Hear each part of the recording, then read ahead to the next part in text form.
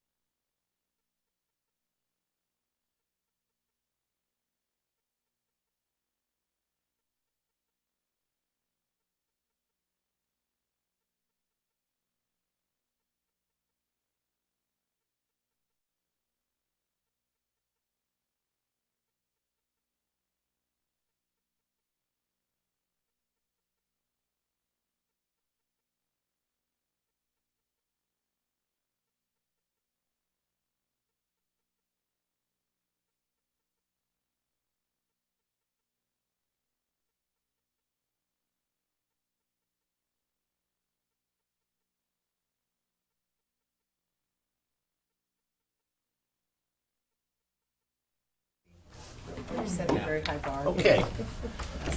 Good morning. Welcome to our second annual all-day budget review session jointly held by the Littleton Finance Committee and the Littleton Board of Selectmen.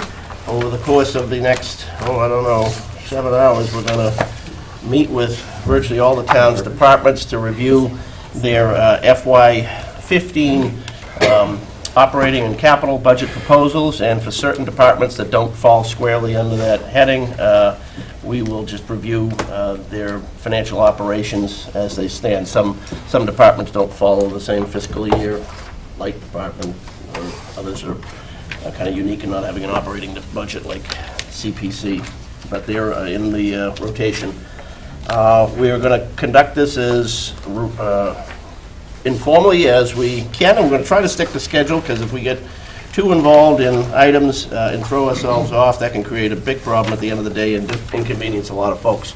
But I will say, if there are topics that engender a bigger discussion than was anticipated in anybody's budget or otherwise, departments shouldn't feel cheated of time. You feel free to, schedule, come on back to a Finance Committee meeting. I'm sure the selectmen as well would like to, make sure that every subject matter is given the attention it deserves. So if we can't resolve everything today, this isn't the end of the process.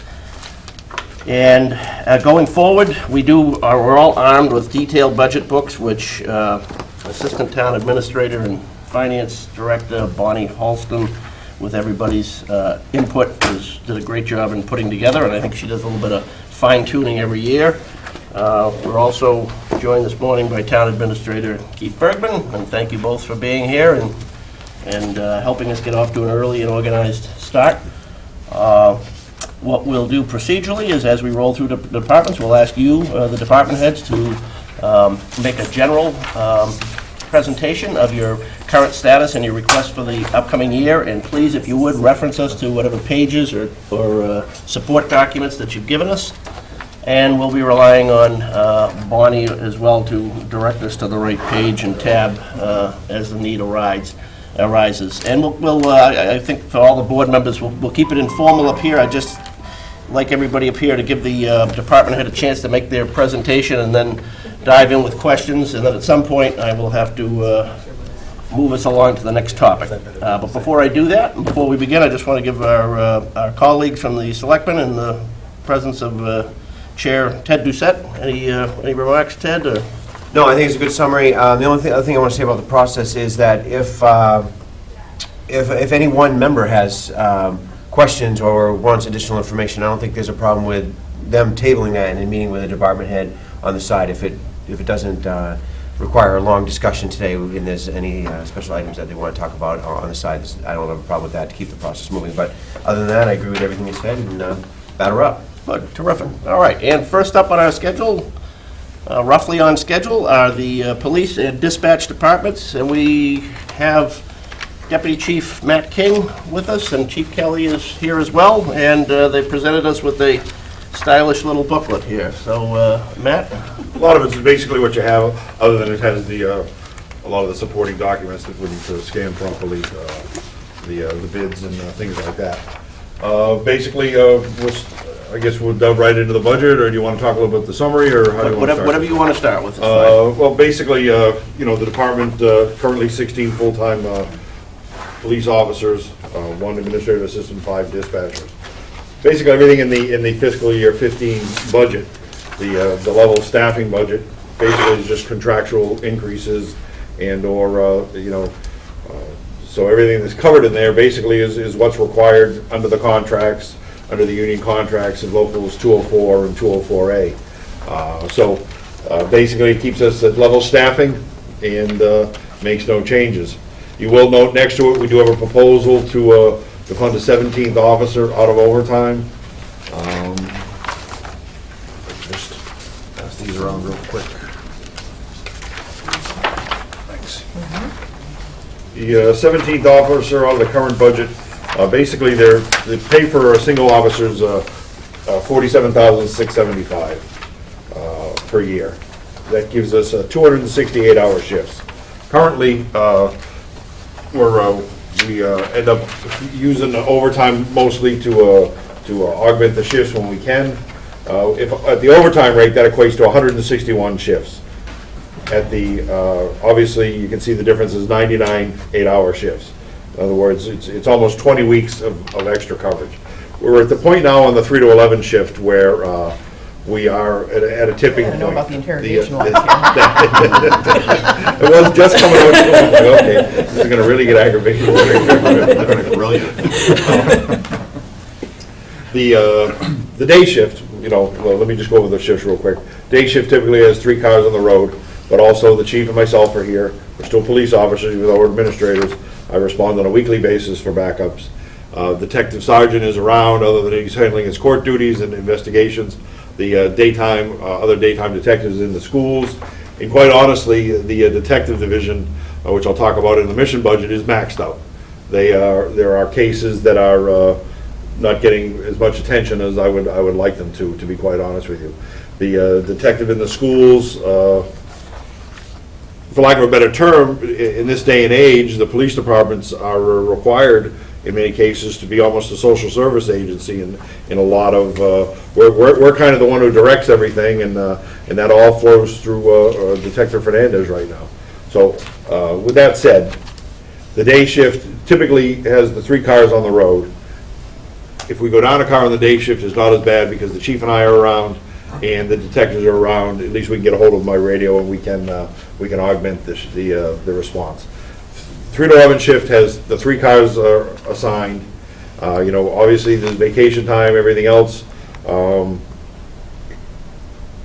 we don't have enough money in the overtime budget to fill all the shifts that are left vacant when officers are either on vacation, sick, or whatever it may equate to. So that's why we're asking to do the 17th back out of our current budget. If the fiscal year 15 budget is exactly the same with the 17th officer on our end. I realize there's another $30,000 or $35,000 that has to come in benefits and benefit package over from the town side. But we're at the point where I go home and I worry about the night shift, to be quite honest with you. The calls that we handle in this day and age are much more complex.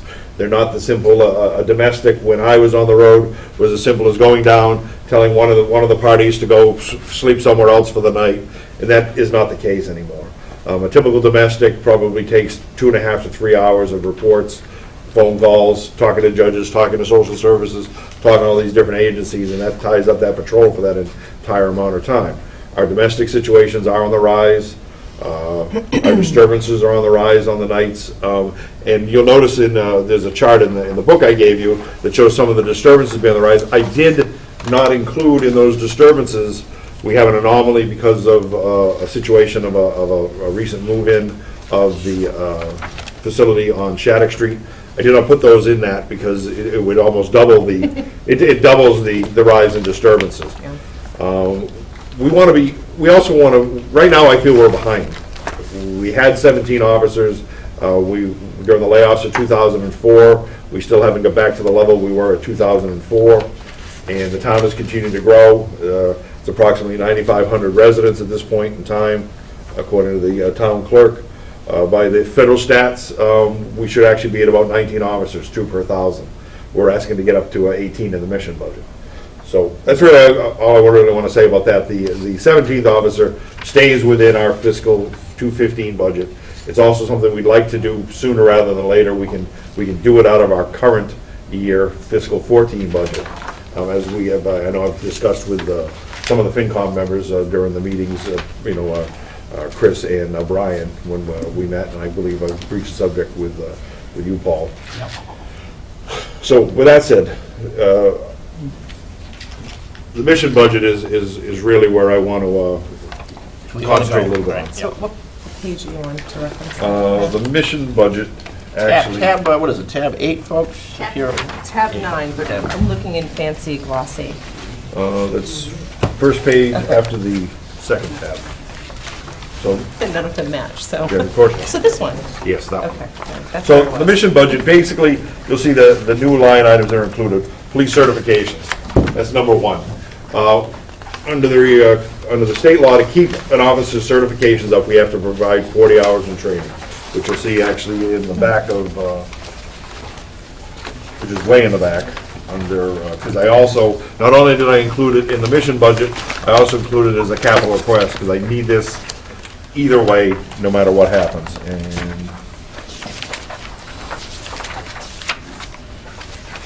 so, under Mass Police Training Council, this is what has to be trained every year, 40 hours per officer.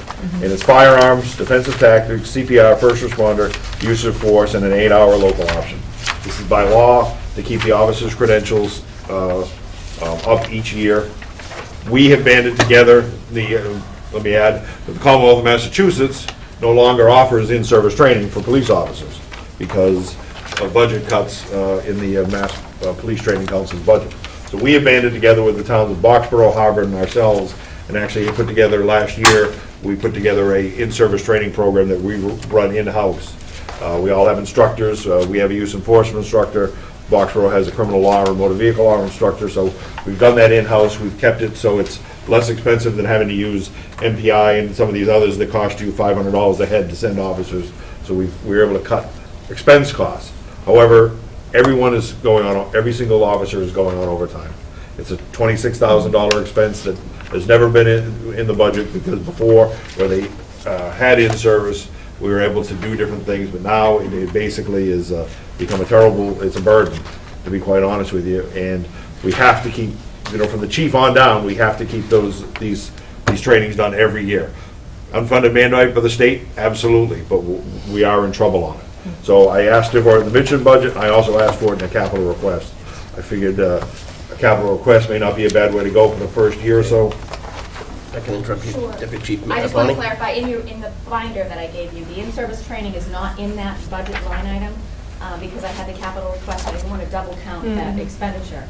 If it is an ongoing expenditure every year, then we ought to put it in the operating budget, but I wasn't sure. So I just- Okay. So basically, it's in there as a double request in a way, because either way, I did it to show you for a year if you wanted to do it under capital, because obviously capital can only be expended for exactly that, and it would show you that, exactly what the numbers are. I'm not saying you don't trust me, but Right. just to, it's the first year that we really talked on that. So again, it's something that, we need to figure out how to fund. We are doing our 8 hours of internal training this year that we're doing is actually active threat in the schools. And just a quick aside, anyone who wants to stop in tomorrow after 10:30, we're doing our second full day of training down there. If you'd like to come down and Where is it? follow a Yeah. couple, down at the high school. Yeah. The high school has opened itself up to us, and you'll be able to follow through some scenarios if you're interested in coming down. So just an open invitation, anyone after 10:30. You need actors to play parts? Actually, we have probably 25 to 30 school teachers coming down that, participated once before, and now we're doing it.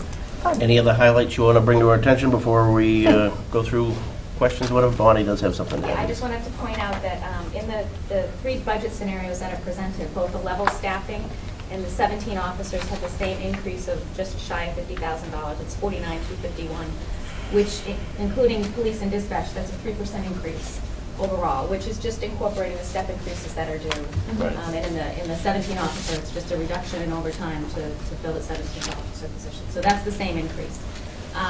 To go to 18, it's a $154,000 increase. That's just the staffing. It's not the benefits. And that's about a 9.41% increase overall for the department. So it is in your binder. But Okay.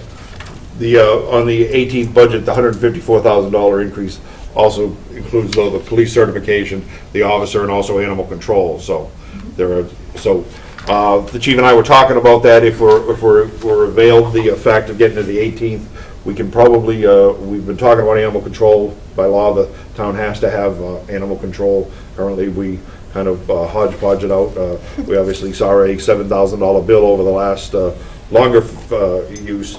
I've got it set for $11,000 there. I believe if we go to the 18th officer, we can probably bring that down to $3,000 or $4,000, do an appointment within the department. The only thing I would ask at that point is obviously we're going to have to come up with, build a kennel facility here or something of that nature. Shouldn't be very expensive, however, we would need, proper housing for the animals.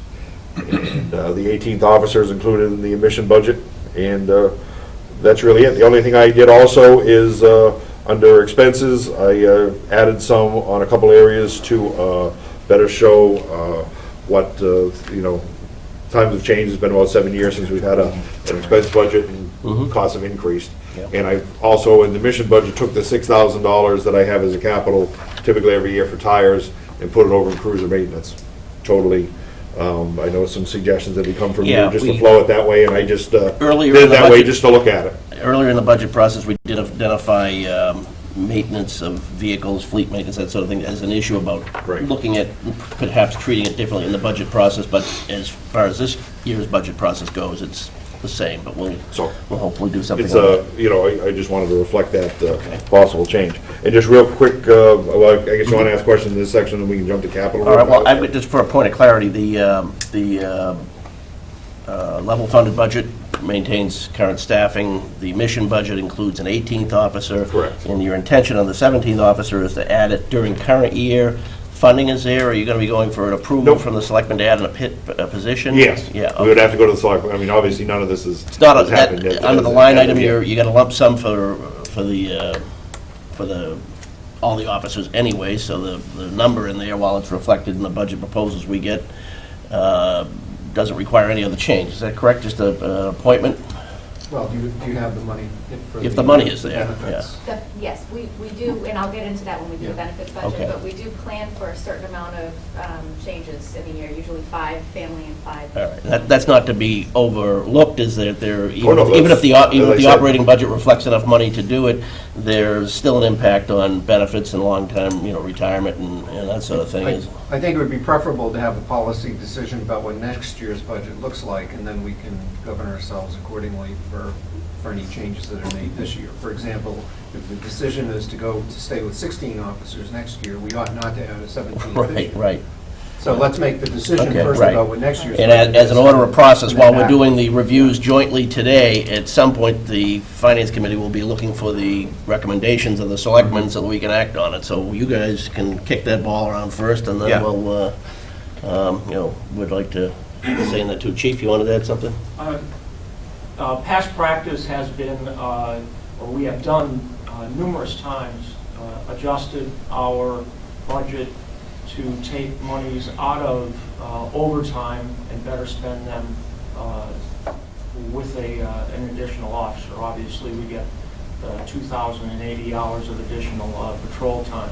I certainly understand Mr. Bergman's point, Bonnie's point about the benefits, and know that has to go into the equation, but certainly it's a much better use of our money, the town's money, to get the additional officer out of the same amount of funds.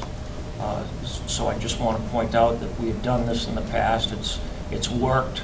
The first time we did it was at the suggestion of the FinCom probably 10 years ago. So that's it. I wanted to ask, will it be the case that that 17th officer would be assigned to the 3 to 11 shift? It's definitely the night shift. I'm not 100% sure what, if it might be a 4 to midnight or a 5 to 1 shift. It may be an overlap, but yes, it certainly would, that's the intention. Or that's exactly what it's there for, is to augment the 3 to 11 shift. A couple of questions. Is this going to affect your overall strategy for supervisory personnel? Yes. No, currently, 17th to the 18th hours. Well, they're both in here. A quick comment on both of those. well, the 18th, if it's for detective, there's already a detective sergeant in there, so no, that doesn't affect that strategy. And the 17th out on the patrol side at this point, there's 4 sergeants, and I don't envision us getting above 4 command staff positions out on patrol. Maybe at some point a lieutenant and 3 sergeants over on patrol, but it certainly would not. Is the would additional be a- sergeant lieutenant going to be necessitated if we go either to the 17th or the 18th? Absolutely not. Okay. We still have the same, would still have the same supervisory requirements on the patrol side, which is the 4 sergeants. And again, if we did decide to propose a lieutenant's position over in patrol to the FinCom and to the selectmen, that, no, it would still be 4 command staff, but it does not mean it has to happen. Okay. Next, we would have to go to the chief because it's more historical in nature, but thank you. In the strategy that we've done over the years of taking overtime costs and deferring it into regular costs, if that's the right way to put it, has that failed at any point? Have we gone back during the history, because we've done it a number of times, at any Right. point has that resulted in an increase in overtime? No, it has not, and the reason is that that additional person gives us the ability to go down an officer on any given shift. So if we added the 17th now, put him or her on the 3 to 11 shift in some configuration, we would then be able to go down that officer without filling the overtime.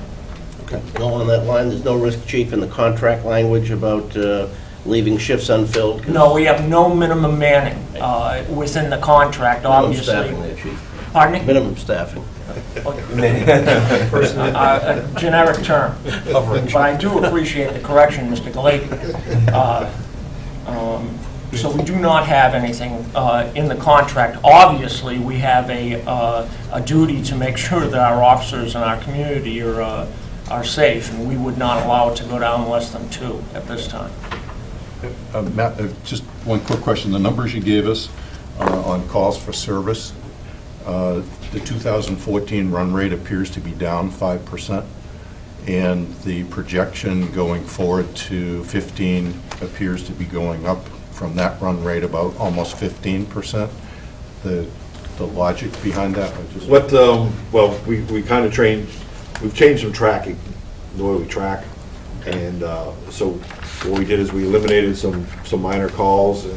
The calls were doubling up, if you Okay. will, or tripling up. So we're better showing what we were doing. Okay. Because what was happening is you get multiple calls to the same call, which is normally what would happen, but it throws an anomaly in the figure. So that's why we're kind of backtracking. And I'm We're gonna down actually- bodies too also. We're also down bodies, which actually makes the call volume, what track of the officers. Tommy Feehan is still over in Afghanistan, so that affects, obviously, 2,000. Beginning of the year, Sergeant Bonnie. So that means if you have more officers, you have more calls? Well, you do, because every call is tracked. What all the officers do is a call also, and that's the thing. So 2 officers go to 1 call, it's 2 calls? No. Okay. No, still one call. Okay. But some of the officers' work that's tracked also is a call, if you Right. will. So if it's initiated by the officer, it's counted as a call. If it's a citizen call for assist, it's counted as a call. It's basically activity overall. Okay. Any other questions at this juncture? So the number is, It's a fluctuating number. It's, Like any statistic. Lies, damn lies, and That's right. that's right. I learned that at Purdue. That's why you got 4 sheets in front of you. Okay, thank you. We're happy to give you an extra 5 minutes because we started you a little bit late, but we're almost up with that. Do you have, I know you have other items you want to touch on, Matt, and if we didn't explain it earlier, anything you don't cover in your presentation is deferred to the next year. We won't be funding it. That's an incentive to the rest of you, Chief. just want to, we'll jump real quick into capital then. Okay, yeah. I mean, basically, we've gone over the front line. Basically, you'll notice as I had talked to you about cruisers, and I talked to Paul and Chris and Brian. Originally, we've, under the direction of AKA Holston, she wanted us to go stop lease purchasing vehicles and go to straight out purchases. What I've also done, you'll see by under the cruiser assignments, is to kind of change the fleet around. We're going to bring the marked working fleet down to 4 cars out of 5. We're going to keep 2 of the best cars over in reserve. We currently keep 1 car in reserve, and we're going to turn the cars over every 2 years. So 1 less car that works the road on a constant basis with the 2 in reserve for whether it be court time, prisoner transport, and/or if cars go down. What this is going to do is it's going to keep the cars under warranty for the entire time they're on the road here, which will lower our costs as far as major repair work. Currently, we do brakes, tires, and oil changes while they're under warranty, and in the 3rd year, typically, they're out of warranty, and then our budget shoots out of sight. So those 2 cars were originally slated to do 3 marked cars this year. We brought it down to 2, and this is a full changeover year. That's why the cost per car is $48,688. Cost of the car itself is about $26,000, and there's about $22,000 of equipment to go in them. We haven't done a full changeover in 5 years. However, no matter what we did this year, it was going to be a full changeover year, as Dodge, Ford, and Chevy have all changed their vehicles. So this is a full changeover year for us. It was slated to be this time. New radios, new lights, new cages, new, new everything in the cars, new computers. This was a changeover year, no matter what we did. You had- Yeah. you had some- I just- oh, sorry. Ted. Well, I know, I appreciate putting this together. My thoughts on, cars, I just never understood how the cars were, how many cars you had, how many vehicles were they assigned to and things like that, so I appreciate this little piece. And, it's just that I want a better understanding, and, when I look at the, the budget item, it's, less of an impact than I expected, and, so I appreciate this, but I think I want to look at it a little more, and this will be something that we can take offline and talk about, but I appreciate it. I just don't want to take up the time for my personal questions here. Did you have? I just wanted to know, can you get a better than a 2-year warranty on police vehicles? We put, it's mileage where our problem comes in. Okay. I put the max that they allow under police vehicles. Yep. And, once we get in the third year, we always crest that 100,000 mile warranty Yeah. level that we're allowed to. Just quickie on, we approved 120 grand for a new radio system that the police and fire are going to be using. Can you just give us a brief update, or are we moving forward with that, or where are we in the process, or is that something fire will I think it's handle? going to procurement on, it's going to procurement on Tuesday night, we're making the procurement $105,000. Okay, so that is moving forward. Okay, terrific, thank you. And then the second one, second or third vehicle is unmarked vehicle to replace a Toyota 4Runner that we got used to begin with at 135,000 miles. It's developed a engine knock, which will be fatal at some point here, according to our mechanics. And then we go through, and I've asked, obviously, the $26,000 for training. I've asked for some, about $3,000 to do some repainting around the building. And the two other things you'll see are maintenance agreements that I was directed to make sure we continued under ATA Holston, which is for the main whole radio system, which covers both police, fire, and highway, which is the $10,000 for Cybercom, and then the cable TV and the security system for the police station, which is $11,000 for that. And those are the maintenance agreements that are required. Okay. This is terrific narrative and backup material. I think you probably understand, this applies to all departments. We're just getting this material literally within the past day, some cases just today. So I think it's probably fair to say that both selectmen and finance committee members will absorb this over time and be looking to get back to departments for questions. But do you have anything else right now? No, I came back from Ken's last night, and I went through this whole thing. What are you doing? Come on, this was like easy reading last night. I ripped right through this. I'm ready to go forward. Let's Then go. you can lead the discussion from here on out, Mr. Chairman. How's that?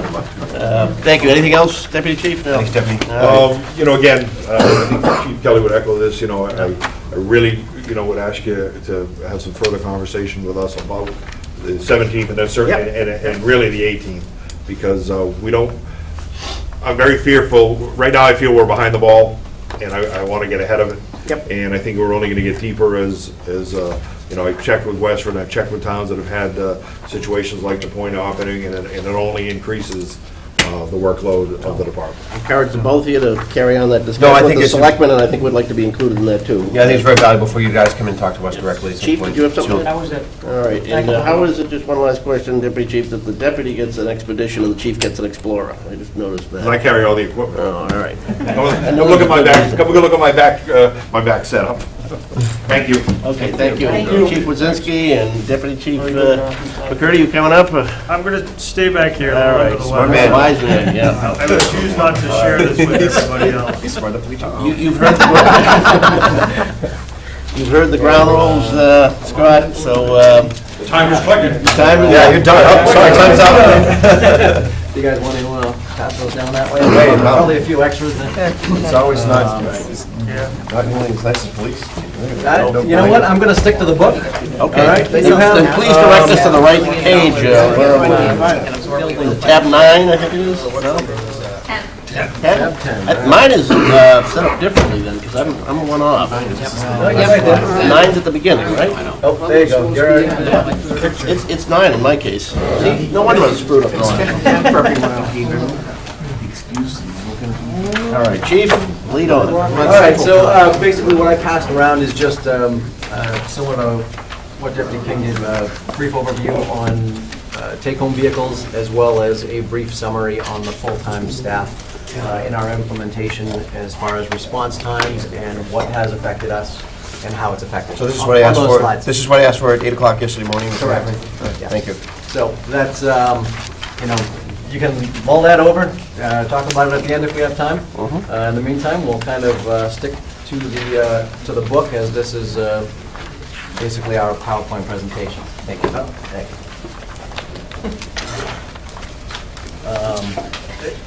Right in the beginning, it's just a brief overview of our staffing on how we currently are this year compared to last year. And with the changes that have been implemented, we added a deputy chief through a promotion, as well as hiring 5 additional full-time staff to basically create our around-the-clock coverage. And some of the basic services that we continue to provide is all of our emergency responses, as well as increased, some of the areas that we increased were on fire prevention and public outreach. As far as staffing changes, some of the on-call members were kind of status quo. We lost 5 of those members who were transitioned into the full-time. They were all hired with in-house. So you can see Are you that. looking to fill those spots? Do you have a process for that? That is complete. That was I mean, completed in July. on the call department, do you have candidates? Replace the on-call We guys. do. Currently, this year, we have 3 guys currently in the academy. So by December 21st, we will have had an increase of 7 new call members to the department, and we have 5 more to go into the academy on January 21st. Good. So we are trying to constantly build that.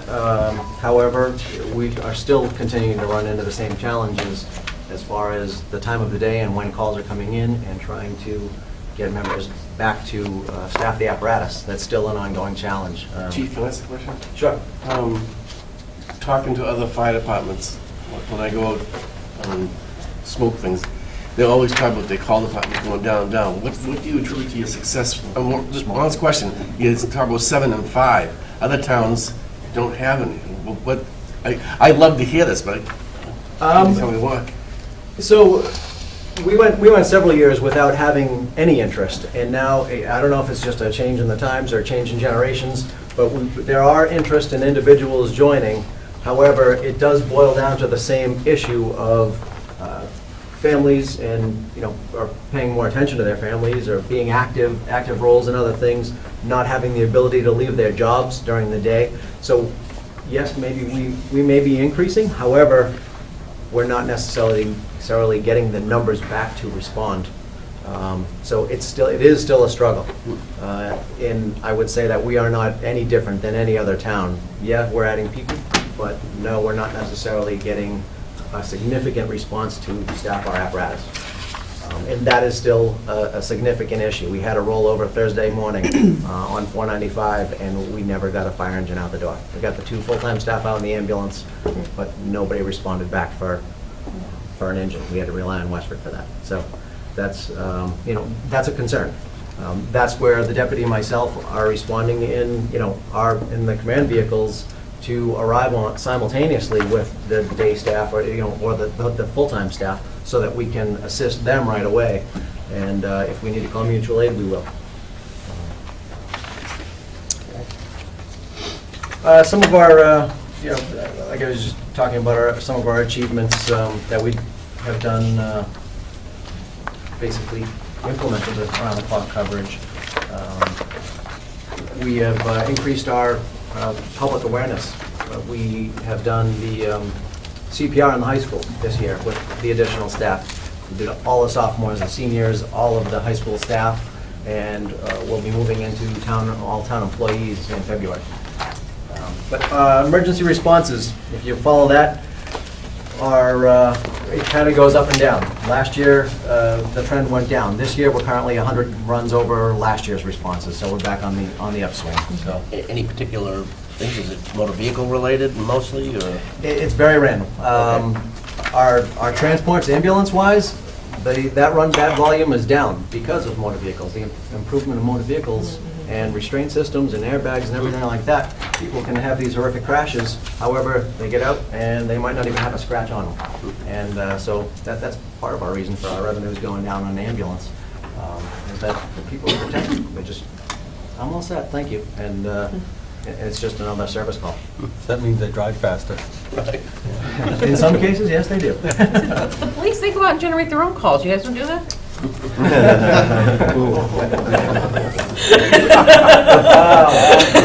Just so you know, I was listening, that's why. Boy, that got him woken up too. I went to town a number of years ago, but ended in an arrest. Our response times, that's been the significant change since July. And we went from that 10 to 15-minute response time from 6 PM to 6 AM with That's, having now the that's call dramatic, department. but expected, and you've got that tracked Absolutely. by your, That's correct. In the second package that I handed out, the last how did page, last week's non-response factor into the response time? How does a non-response get counted? the ambulance responded, so we have a piece of apparatus on there. However, if you look at the handout, the last page of the handout, that kind of addresses it, the graph. Yeah, right. All right, that shows the first piece of apparatus arriving on Yeah, scene, okay. and the red is the second piece of apparatus. Great. So, you know, So the second apparatus is the call staff? correct. Okay. And And, that's still significant and occasionally non-existent. all right, and what is so this response time is first? Yes. First apparatus? Yes. Which is, how do you choose which one goes out? Based on the call? Based on the call, Okay. correct. If it's a medical, obviously, they're going to be taking the ambulance. If it's a fire call, the staff will be taking the engine. Yeah. Our long-term staffing goals, as last year I presented our plan, the goal is to ultimately have 4 shifts of 4, so that we have two personnel on the ambulance, as well as 2 on a fire engine, so that when we do go to the highway or when there are fires, we can meet some of those minimum goals, as well as the deputy and myself having the ability to arrive on scene simultaneously. Chief, what's your definition of long-term? Long-term, within hopefully 4 to 5 years. As I presented last year, that was, we laid out a 5-year plan. This is our year 2.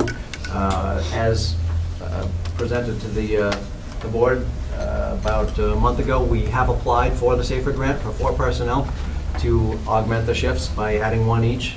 That would potentially create a lieutenant on each shift and allow 1 individual in the station to cover the second ambulance or be there for the engine, or just, additional staffing for safety reasons.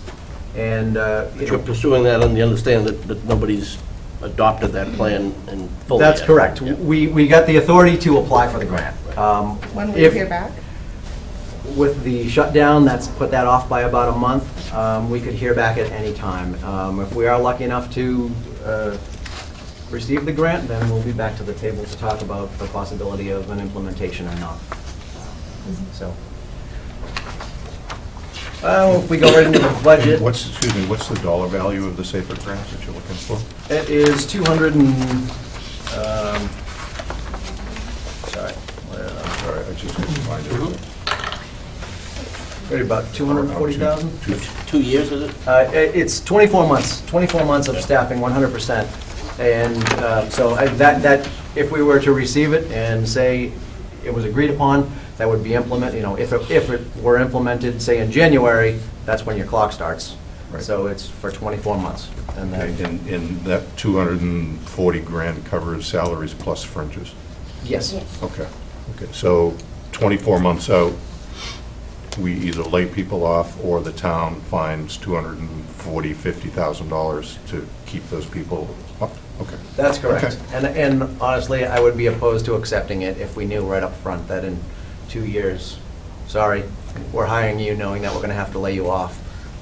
I would just hate to set us up for failure like that. Well, that's obviously an important topic. I think we all appreciate your proactive activity and your candor on that, and I think that's fair to say that's a topic we'll all want to pursue further in the next couple of months.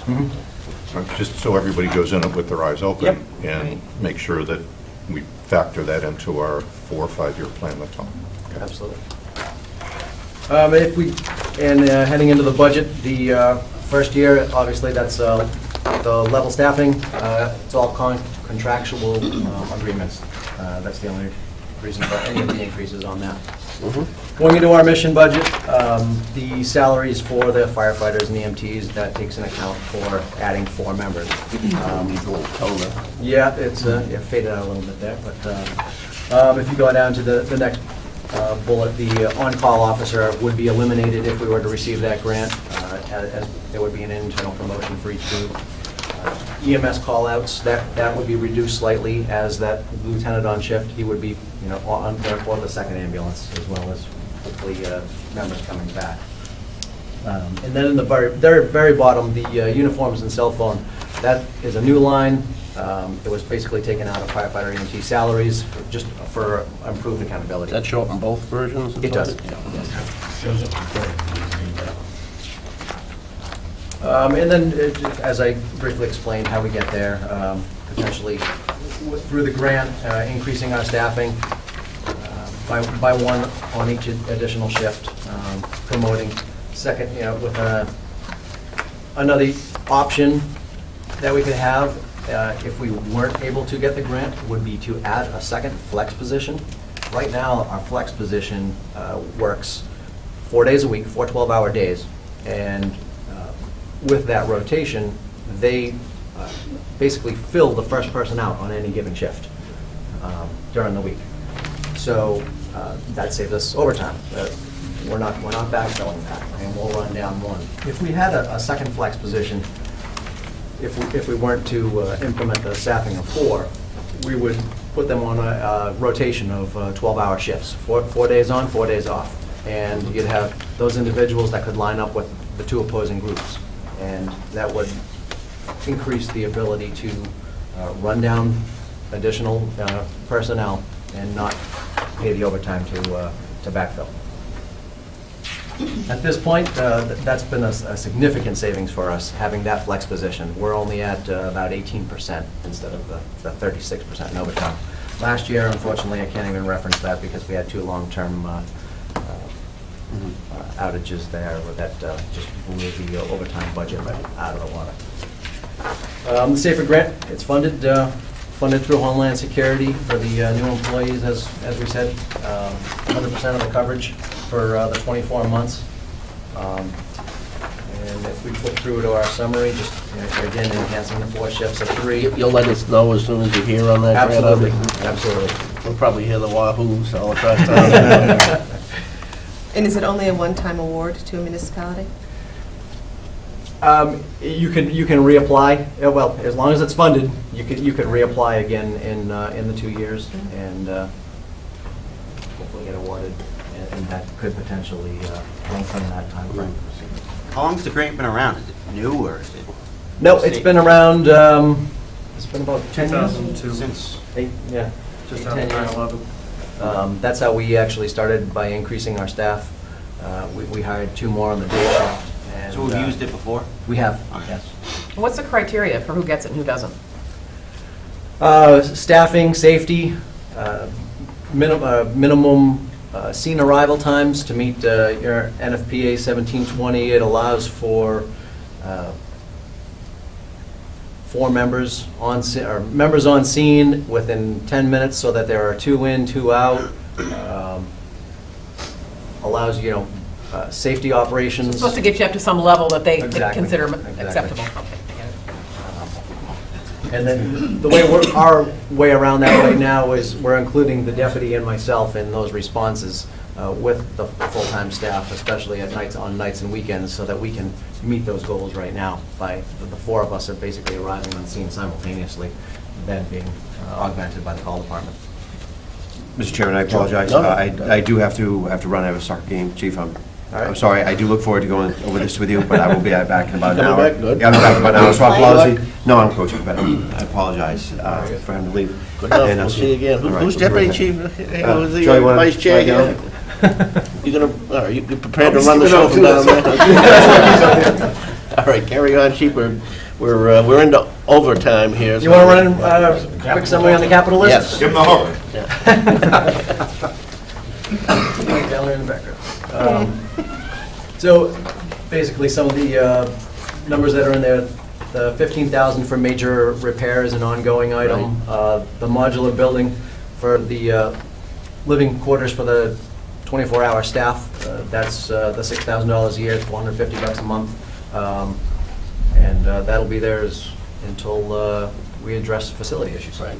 UHF radio, this will be the final portion of the UHF upgrade system for the fire department. This is not a portion of what was just approved for the microwave system. The microwave is just the basic carrying capacity for all public safety, and will have the ability to be used by other town departments. That grant, that will be, like Matt said, we'll be going for a procurement on that on Tuesday night. Is this for the vehicles? Is that what this is? This is for all replacement of pagers and portable radios. Protective clothing. We had this, Excuse me, Keith, legally, can we use the 15 grand that's in the article towards this? Which article? I'm sorry. The The original one for the matching funds? No, we have 120 grand for radios. We've got a bid for 105. It was specifically set aside for the microwave radio system, and that's how that warrant article was. Okay, then we worded, can't, so- okay. We could transfer funds to You the special. could have a special Later town on. meeting go to repurpose. I can expand on that a little bit. For the 35,000, the original request was going to be for 75. In 2010, we put in a request for a radio grant. We did not receive that.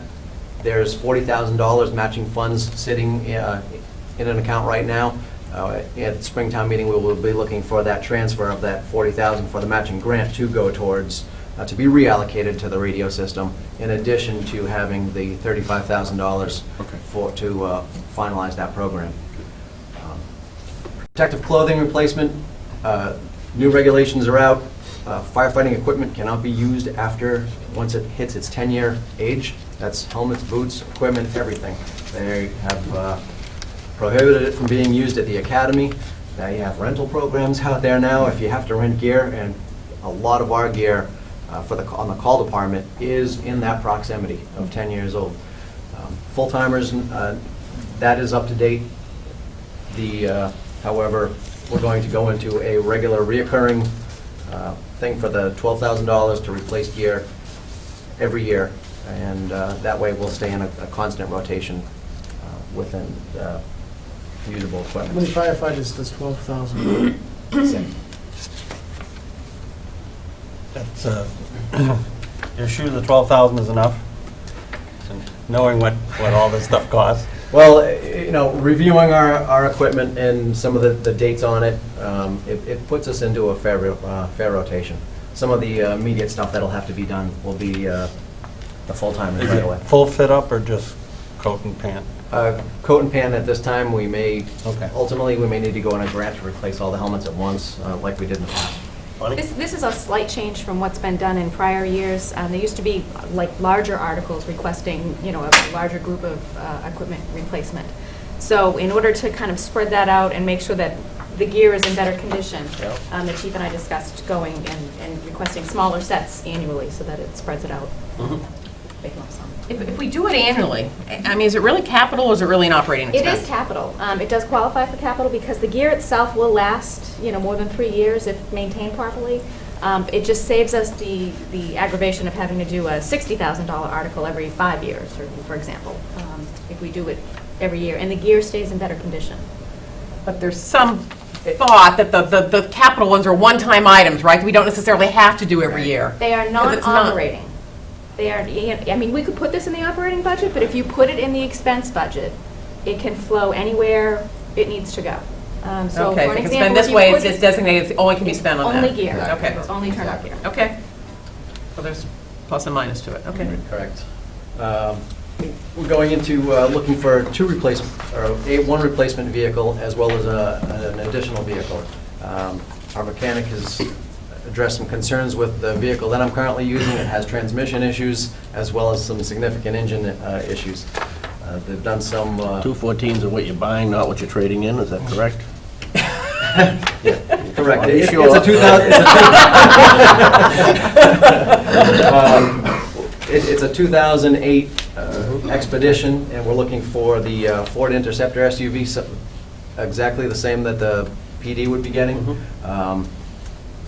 Better fuel economy, That's terrific, right? That's It's good, 6 instead of 4. It's actually in that 18 to 20 instead of the 12 to 14 that we're getting now, especially with the big command center and the thing, which is unnecessary. It's oversized, we don't need that additional type of weight in those vehicles.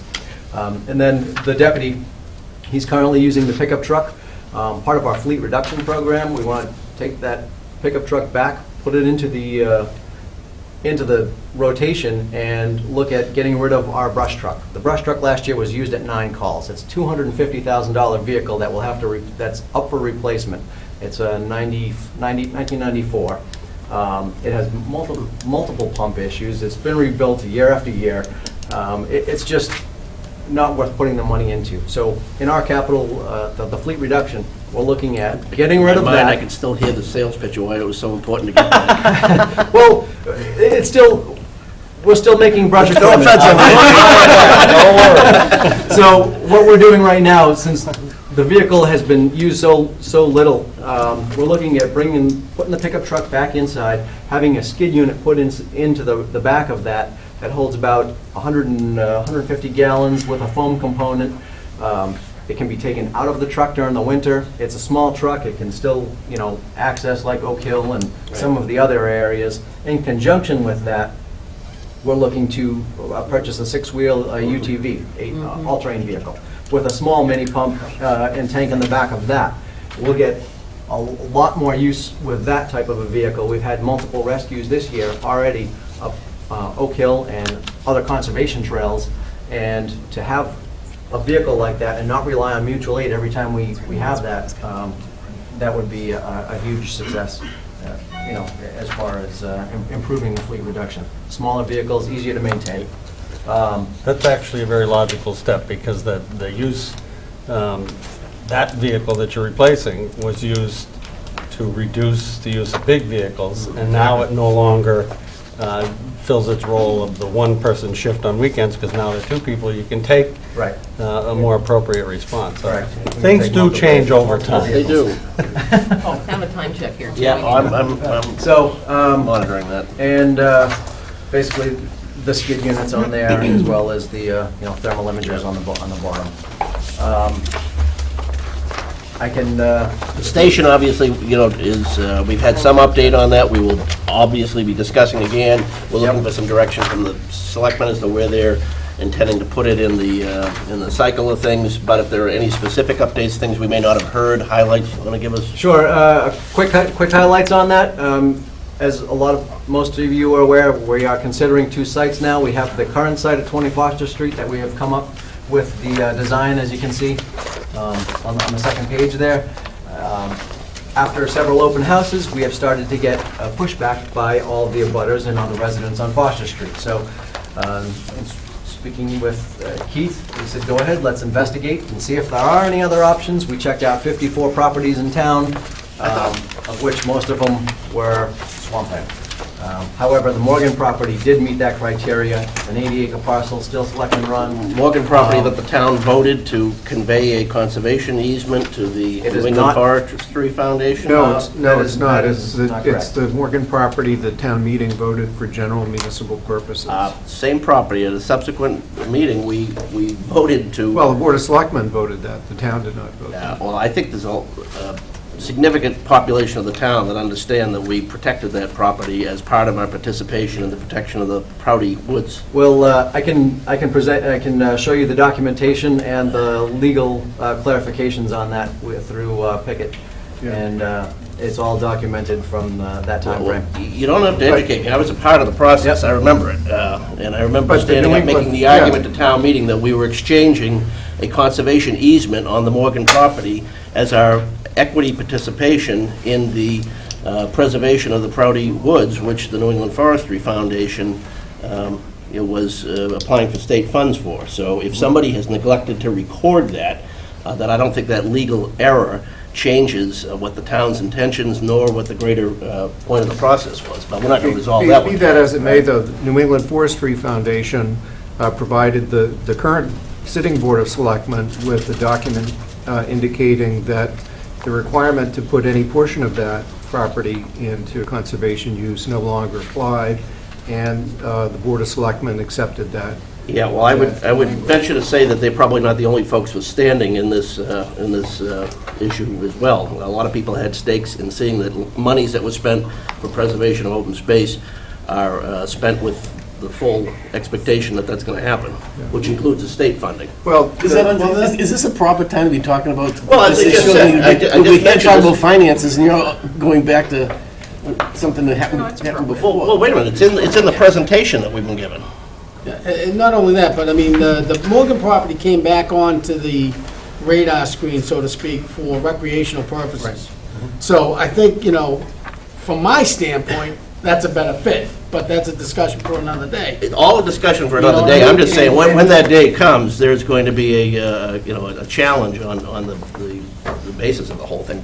Not legally, because that's already been Well, settled. No, I would say it hasn't, but, well, Chief. Anyway, we'll get to that. once in that the legal debate Right. gets clarified, so there are two sites that have been addressed that could meet our needs. They're both centrally located and would fit the criteria. The engineers, through the Corel Group, did take a look at the Morgan property. They did address that the roadway to get into that location is about 800 feet long to get to the location where the building would sit. And it's just under $1 million to build that road, including all utilities, to run up to the site. So, and overall, the facility that is proposed for 20 Foster Street is $6.6 million. The facility, which would be very similar, to be located on the Morgan property, would be 7.55 to get up to that location. So it's just under $1 million additional to go to that location. Some of the pros to that would be that it would open up our facility for other groups. Say Park and Rec could move to 20 Foster Street, allowing for expansion for the COA to move into their space in Town Hall, as well as, you know, just general movement around. There's, in addition, the garage out back could be used for the Park and Rec equipment to also vacate a space at the Highway Department, where they use 2 bays for their mowers down there. Okay. So Chief, the use of those additional properties for other issues, that doesn't include it. That's not including your 7.7 million to go over there. So the cost to go over there is really more than $1 million more, because now we have the cost to keep those other ones. Absolutely. Correct. Right. Rehabbing that building for $3 million too. Actually, the Corel said it It's would a be... discussion for another Yep. day, Right. Chief. Yeah. Could be minimal for that. You put 2 big pots on the burner. The staffing issues in the building. We'll undoubtedly have full discussions I'm on sure. both these issues later, and thank you very much. All right. Thank you. Thank you. Thanks, Chief. We're a little behind schedule, but we're trusting the Recreation and Park and Rec continuing ed are going to help us get back on track, right? Okay. As long as you say yes to everything, I we're fine. just like the fact that someone said it was going to be $3 million. I'm like, sweet. Yeah. I don't know what that does for my office. Little condo. Good morning. Good morning. When you first walked in, I thought... 18 and 17 and 9. Everything's off Yes, by this is one what he line. does. That's conservative number, 3 million. Conservative. The way we've been conducting things, good morning again, is we ask you to give a general overview. We are in receipt of your budget process paperwork, but we just got it within the past day, so we're not that familiar with the, most of us are not familiar with all the details. If you could just give us highlights, if there's any significant issue that's going to require a more involved discussion, we invite you to come back and meet with us or with the selectmen or both. But you can take it whatever direction you'd like. Okay, well, our understanding is next fiscal year we'll be moving to an enterprise fund, and we are in favor and actually very excited about that. The ability to be able to isolate balances to specific accounts is really a great draw for us, so we appreciate moving forward with that. I know we've been talking about it for years, but that will be very good. So the only things that you'll see in our budget, I mean, last year we got 42,000-ish. We are asking, you know, basically for 42,000 from the town as a contribution to correct. everybody. Yep. So In the mission budget, that would be the only change. I think over the course of the last, I'm going to say 3 years, maybe it's been longer than that, we've been discussing, where the department's heading, should we be 100% self-funding? I think we've talked about that till we're all blue in the face. And I think there's some disagreement, but whatever the decision is what it is. So, But I think you have, with our discussion that we had, you had some good backup as to why we Yes. should be increasing that funding. yeah, we're asking for the director's salary to be supported by the town budget 100%. I and the commission agree that anything that's program related should pay for itself, including the staff. So we have 4 staff members at Park and Rec who work almost exclusively on programming, and they're the staff members for that. The beach, the person that runs the park department, the person that runs community ed, and that's a staff person assigned to that. So those programs pay for the salaries and benefits package. However, the director's position is not program related. I can speak to that because most of what I do is either finances, grant funding, managing grants, capital planning, and I do all of the parks. Nobody else actually does any of the park stuff or any of the sports leagues. That's 100% in my office. So parks are obviously non-revenue generating. We do take some monies from the sports leagues, but it seems fundamentally unfair to charge people who pay to play a sport in town over and above what it costs to maintain their playing field to take care of fields and parks that are hopefully just open to the public. Fay Park, 300 King Street's coming online, and even the beach.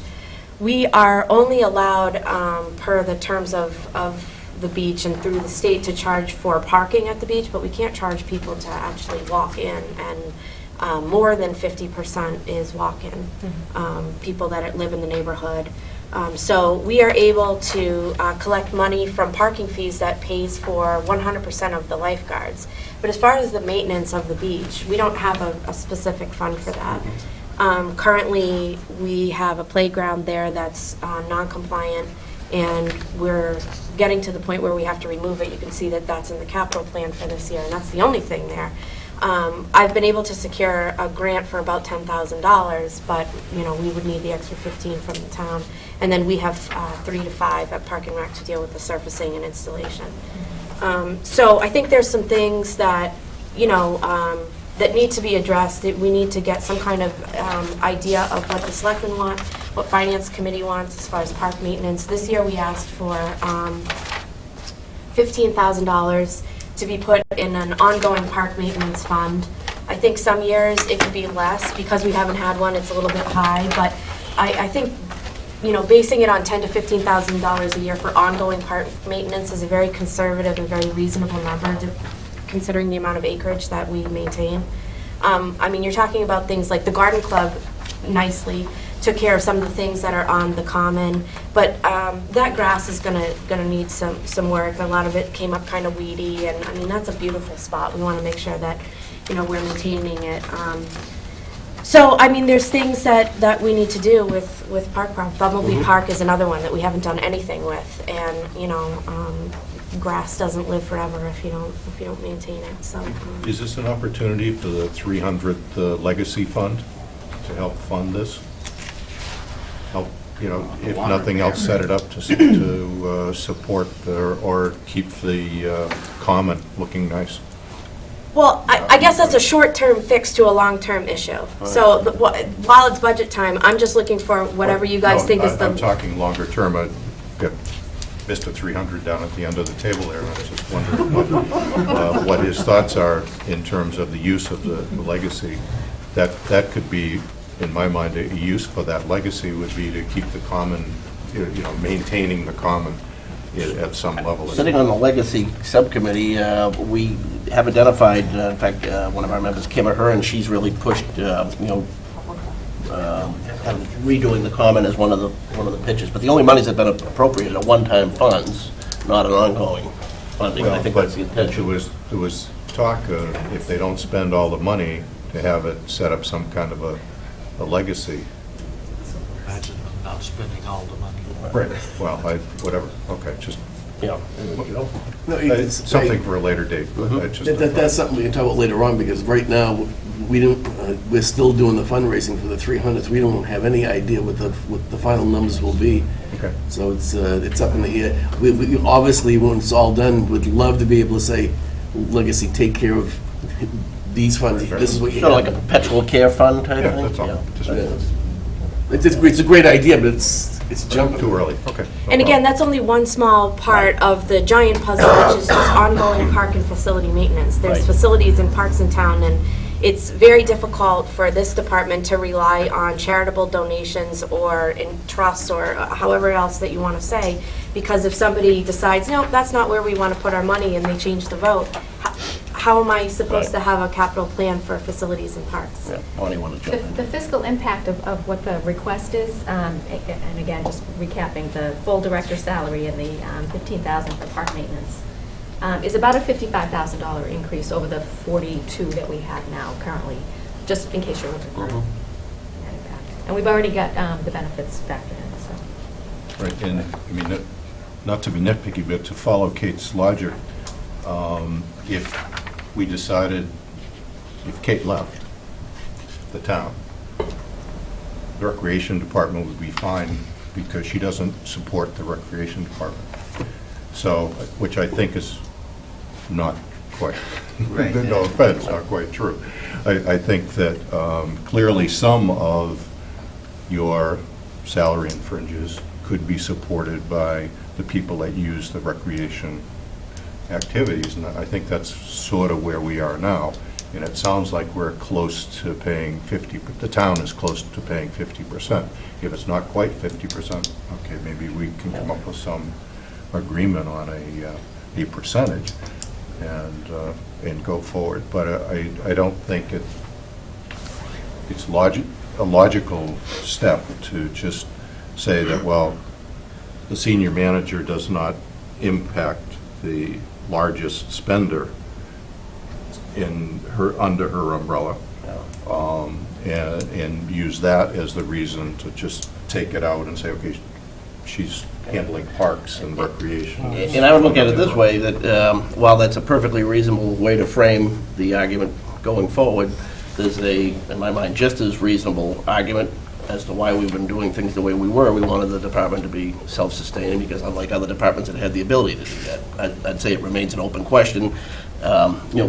We last year settled on the number of $42,000, which is not significant of any particular, percentage of your salary or whatever. So what the rationale is, to me is just kind of semantical. It's more like, what dollar amount do we want to commit?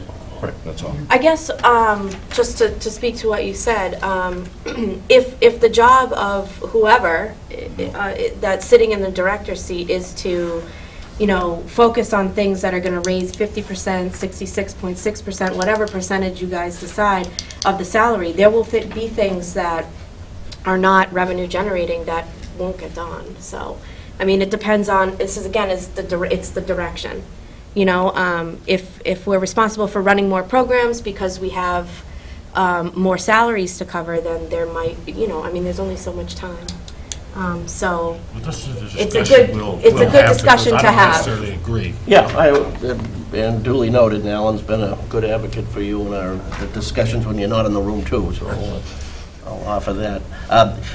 Point of clarification, I'll get to it in just a second, Alex, but either Bonnie or Kate, the implementation of the enterprise fund, is that, when is that? That will happen for the next fiscal year, July starting 1st then? Yeah. So we're Okay. setting up the accounts. And the significant changes from our perspective is mostly just what, line item program accounting? Yes, so you'll be able to see actual fund balances by program. Okay. I mean, we do that in-house, Yeah. but it's nice to have it verified. Absolutely. Chief? One of the things that I Chief like, went back a few decades. I like about your argument is that you're part of the management team of the town. And you work with all the rest of with Keith and all the others and work on a regular basis. And I think putting your salary into that package is a logical step. And it shows our commitment to Park and Rec. And a commitment to delivery of services to the townspeople. And I think drawing that line between those two things is a valuable thing to do. So, you're retained as our professional in the matter, and part of that job is to deliver outstanding service to the town. It's a great separation of which funds which. All right. All you gotta do is come up with the 50 grand. Well, there you go. Right. Easy. So I think you've made the, Top of the, we've done more of the talking to put us over the time limit. You've done a great job, I think, of summarizing in the level funding budget and the mission budget, and the major capital issue is, again, the Long Lake Beach. yeah, and just Some of that's driven by state, right? Requirements that we Yeah, understand? 30 seconds on that. We have to submit because we're a public bathing beach, which is what we get to be able to run sailing and all the other things there, and the state boat launch. We have to be compliant, and that playground was put in 2000, so it's reaching 14 years old. The playground stuff has really changed, especially ADA requirements. That playground is not ADA accessible, and it also uses chain link to connect a lot of the things to the ground. And there's no sonotubes to. They didn't have to be, so it wasn't like it was built improperly. But it's really changed now. So now we're getting some rust issues and things like that. So, I did an exhaustive search for grants. We're not. A lot of the grants go to inner cities and things like that, but this one does qualify because of its proximity to a widely used beach, so I would hate to lose that, but it has to come out either this year or next, and not having it there, I think, is going to be too bad, because it's And the used. park you have for playground equipment in that area. In that area, yeah, definitely, because the school, because camp is over there, isn't open to the public in the summer until after 6. Yeah, good. So. Do you have anything to add here? No, I think she summarized it very well. We're just, far that her salary coming from the town as a taxpayer living in the town. And it's just a matter of what does the town want? Does the town want a recreation department? We seem to do very well. A lot of people participated, and we just can't keep raising prices to cover all the costs because taxpayers can't afford it anymore. We all know that. We're all in the same boat. So in order to raise prices to keep the programs going or her salary going, people just won't come and use the programs that we're offering. Like raising the beach sticker. We can't keep raising the beach sticker to maintain the beach. Yeah, actually, on that end, we had a 13% decline in beach sticker revenue this year because we raised it $5. So that was very interesting. And the community education half-day programs through the summer had actually a 27% decrease because we raised it. So we're going to go back to the other prices, and if that means reducing hours and layoffs and that kind of stuff, I guess we'll have to take a good hard look at that. But I think that last year, so the 2012 summer is basically the cap for this community. And whether you agree or disagree, I mean, the proof is right there. And we didn't do anything different other than the prices. I mean, it was the same instructors. So I think, money's tight for everybody. So I guess it's up to whatever you guys decide, and we'll roll with it. Okay, terrific. And we'll undoubtedly be speaking with you again when we I'm sure. dig into this. Lucky you. No, terrific. Thank you much. Okay, thank you. All right.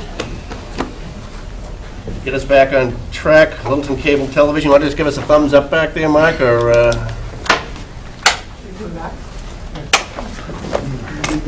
He wants to get on television. Right. I'm ready for my close-up. You want to stand up here at the podium? Get that zoom going. Yeah, right. Check his makeup. The slimming lens. Hey, you said you didn't have one. I asked. Okay. And what tab is he on? What tab are you would know? What you would know? 8, which means it's 7 and 9. Somebody intentionally, I swear, got up a half hour early and made my book different. So That would be me. You're special, Paul. We know that. Okay. You're on. All right. The query. Well, there isn't much changes to our budget. We're level funding from same as last year. We shifted a couple of line items, but the total number doesn't change. We did get approval at the fall town meeting for some capital items. We're going to be upgrading the cameras in room 103. Also, we're getting tabletop microphones, not like this, but gooseneck ones that will sit on the table so that everyone will have their own microphone, so the sound should be much improved. And we're actually putting in some 70-inch televisions that will go behind the where the boards sit for PowerPoints and things like that. And one off to the side so that the board members won't have to move. Right. The audience will see the ones above their head, but the board members can simply turn and look to their... We won't be shining a light into their eyes anymore. No more So lights. it'll all be backlit. And so there's the upgrades for that room are $20,000. And then $25,000, we're going to outfit room 307 with 3 robotic cameras, microphones, same type of deal, not as big a TV, but something that will be able to project PowerPoints and things for boards in there. And we'll connect the fiber from the data room, which is the adjacent room to 307. We'll connect it back to our studio so that we can do the meetings live if we have to. And then we also put aside $20,000 for a van, a production van. I've been using my family minivan to do the football games, and it's taken its toll. But just we're not going to house equipment in there permanently. There'll be some racks and things, but in the past, not since I've been there, but when there was a van years ago, there was a couple of instances of some vandalism. So we don't want to store any equipment in there in our van, especially where we plan to put a nice logo on it, and it pretty much says, hey, there's stuff inside, so we're not going to keep stuff inside. But it will be, we have purchased some equipment for mobile productions, and we've designed it so that they'll fit into a van and be easily transported in and out, and we'll be able to travel Including live broadcast? Not live, but the town is all interconnected with the fiber now, so any town building, we're going to be getting some equipment that will allow us to go live from any... The light and water, the schools, and sort of things? Right. Terrific. Any place So- that is connected through the fiber link, we'll, in theory, be able to hook into. So does that say, there have been discussion about other rooms in across town being outfitted with equipment, so that would negate maybe some of that capital having to go in, because you could use this for mobile instead? That is correct. The van could transport things. Not everything is accessible to keep the mobile equipment in the van while we do, like football games you can, because you just run the cables out from the van. Right. But if we have to go inside a building, Yeah. this equipment is designed so that it can be taken out and set up in a corner or whatever and still run multiple cameras and things to do it. So, yes, in theory, we could be doing multi-camera shoots from anywhere. Like the light and water department, one of their buildings Yeah, or something like that? any FF building or whatever it would take. Are you looking at more of a program schedule then, to accommodate more meetings being brought? Yes, scheduled? in one of the line items that we shifted or added some to was the, what we call professional and technical services. And that is to pay contractors. We're going to be working with Keith to adopt some language, but we're going to be advertising for people who are interested in becoming contractors, where we pay $50 a meeting. Whether the meeting is a short one, like the FinCom the other night, half hour, or a 4-hour marathon, like the school committees have been asking. $50, it's $50. So we're hoping to attract... On that subject, have you gone to the senior work program too? I know you have a couple of participants, but... Yeah, there are some seniors who come in and do some things, or have been interested in doing some things. We have not really rolled out the contractor service town-wide yet. We do have some contractors that were kind of hired prior to us putting together official policy on it. But certainly, that it'll be open to anyone who's qualified to and have taken the training. We're going to offer training on the various, here, room 307, 103, and all the sites that have meeting. And all that comes from the revenue stream generated by the That's right. cable. It's a beautiful thing, isn't it? Yeah. Yeah.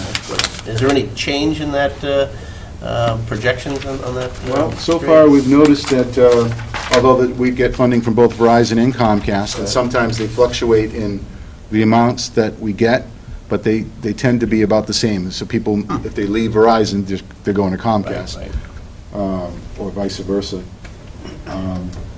Right now, Verizon has more subscribers in town than Comcast. So since they've come in, they've almost doubled. And the budget is fully offset, including benefits and indirect costs, so. Well, does anyone have any further questions for Mark, or is there anything else you want to highlight for us? No, just that we're excited that we've been covering the football games, and of course they won last night. Good team this year, too. Yeah, 10-0, and we included the trophy presentation last night from after the game, so that will air on Tuesday night. We have Tuesday night football instead of Monday night football, because we don't want to compete with it. We have a duck parade form or We something thank you in for town? that. Yeah, right. They're still going. You'll be up against the classification hearing. Yeah, we do have that to worry about. Division 6. So, no, that's it. Okay. Hopefully get you back on track. Continued good work, good wishes. Thank you. All right, thank you. Keep us in focus back there. All right, will do. All right. I don't know, sometimes the soft focus is pretty good. Big soft lids for you. All right, cemetery. Craig, I know you're going to get us back on schedule, aren't you? You're a to-the-point man. I'm almost out of here. Okay, we're all good. See you later. Okay, Craig Sullivan, cemetery director, good to see you this morning. Thank you. Good to see all of you. We are level funded again this year, and everything seems to be on track. I'm sorry. We have just had a building refurbished, and it's another shining star in Littleton. Is that project done now? When Betsy It and I is. came by to see you, it was underway, which Yeah, is it is terrific done timing now. on your part. Yeah. We are having some problems with the roof that's being addressed. But other than that, our equipment's in good shape. Our grounds are in good shape. We squeeze every nickel and we get the job done. Transferred the land, the town meeting approved that. It hasn't gone through yet. Okay, but it's been approved on the town level. It should, if everything works out, our commission is meeting Monday morning to sign the deed. And Monday night it goes to Conservation to sign the deed, and then it goes to the selectmen, and then it'll be a done deal. So we should have a permit in 2-3 weeks, perhaps. Everybody's on board, everybody's working well together, and the only thing left to do to the project is pave it. Right. So we'll probably get the permit and the opening at the same time. That project is well underway. Looks like the funding will be there to complete it the way it should be. And that's for the expansion? Just The expansion, yes. Right. Yeah. Do Phase you one. expect that one to be, what, next summer? Or? We could be using it next summer, yes. Yeah, we have the section all laid out. But with this permitting process, it's just stopped everything for a year and a half now, so. But we could start selling lots next summer. So, the only increases we're having is, the normal step increases, but. So keeping the accounts in order, keeping the buildings in order, expanding the lots, and you say you guys, I was interested, not to get too far astream here, the usage has really changed in terms of burials versus cremations. It has this year. We've taken a tremendous jump in cremation versus burials. I don't have the actual count right now, but it's 2 to 1 or something, right? It's just about 2 to 1 now. Yeah. And every prior year, it's been very close to 50-50. But this year, it's taken a massive swing. A lot of people go into cremations. I won't burden anybody with the fact that this is why we should have had a crematorium, but we'll just let that slide. I was gonna slip that in for you. No, don't worry, I always try to do that. We could be self-sufficient by now, but...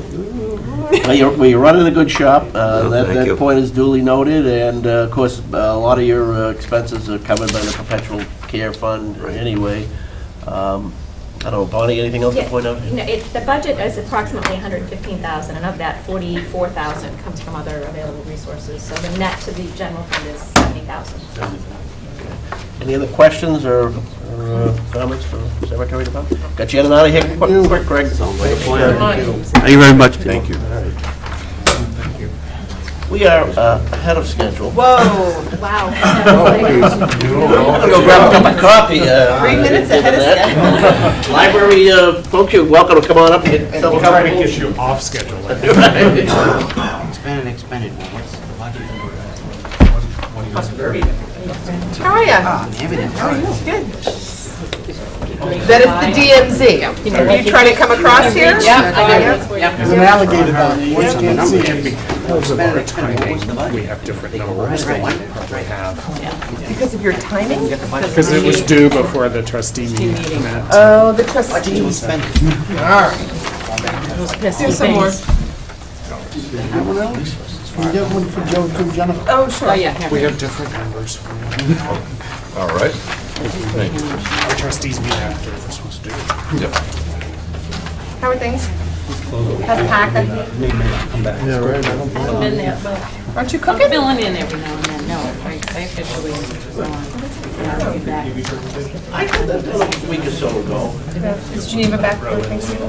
One morning, I looked in the mirror and She saw will be her back. face. Yeah. Yeah. Friday, she's driving home. Nothing to do with the day on TV. She's Carter? Yeah, she's Did this she year. always? No, Or last did she year, not? being a freshman. Keep your time when you're a freshman. Yeah. When you're a freshman. Yeah. And she's, this year was. Maybe I gotta have some. So I don't know. Oh, those are fun. Those are super fun. What's the round of coffee? How do you like Oh, that? no. I got the Oh, splash and what? you finally got there? Yeah. Yeah, it's making terrible It was sounds. 7 a.m. this morning anyway. Someone will make more. Who's hosting the party there? That's true. Right, there should be nonstop coffee. I was gonna say, is there a donut? It's like a library without We're gonna books. tread carefully with that donut stick. No, you don't. You tread hard with the donut All stick. right. Oh, look at that.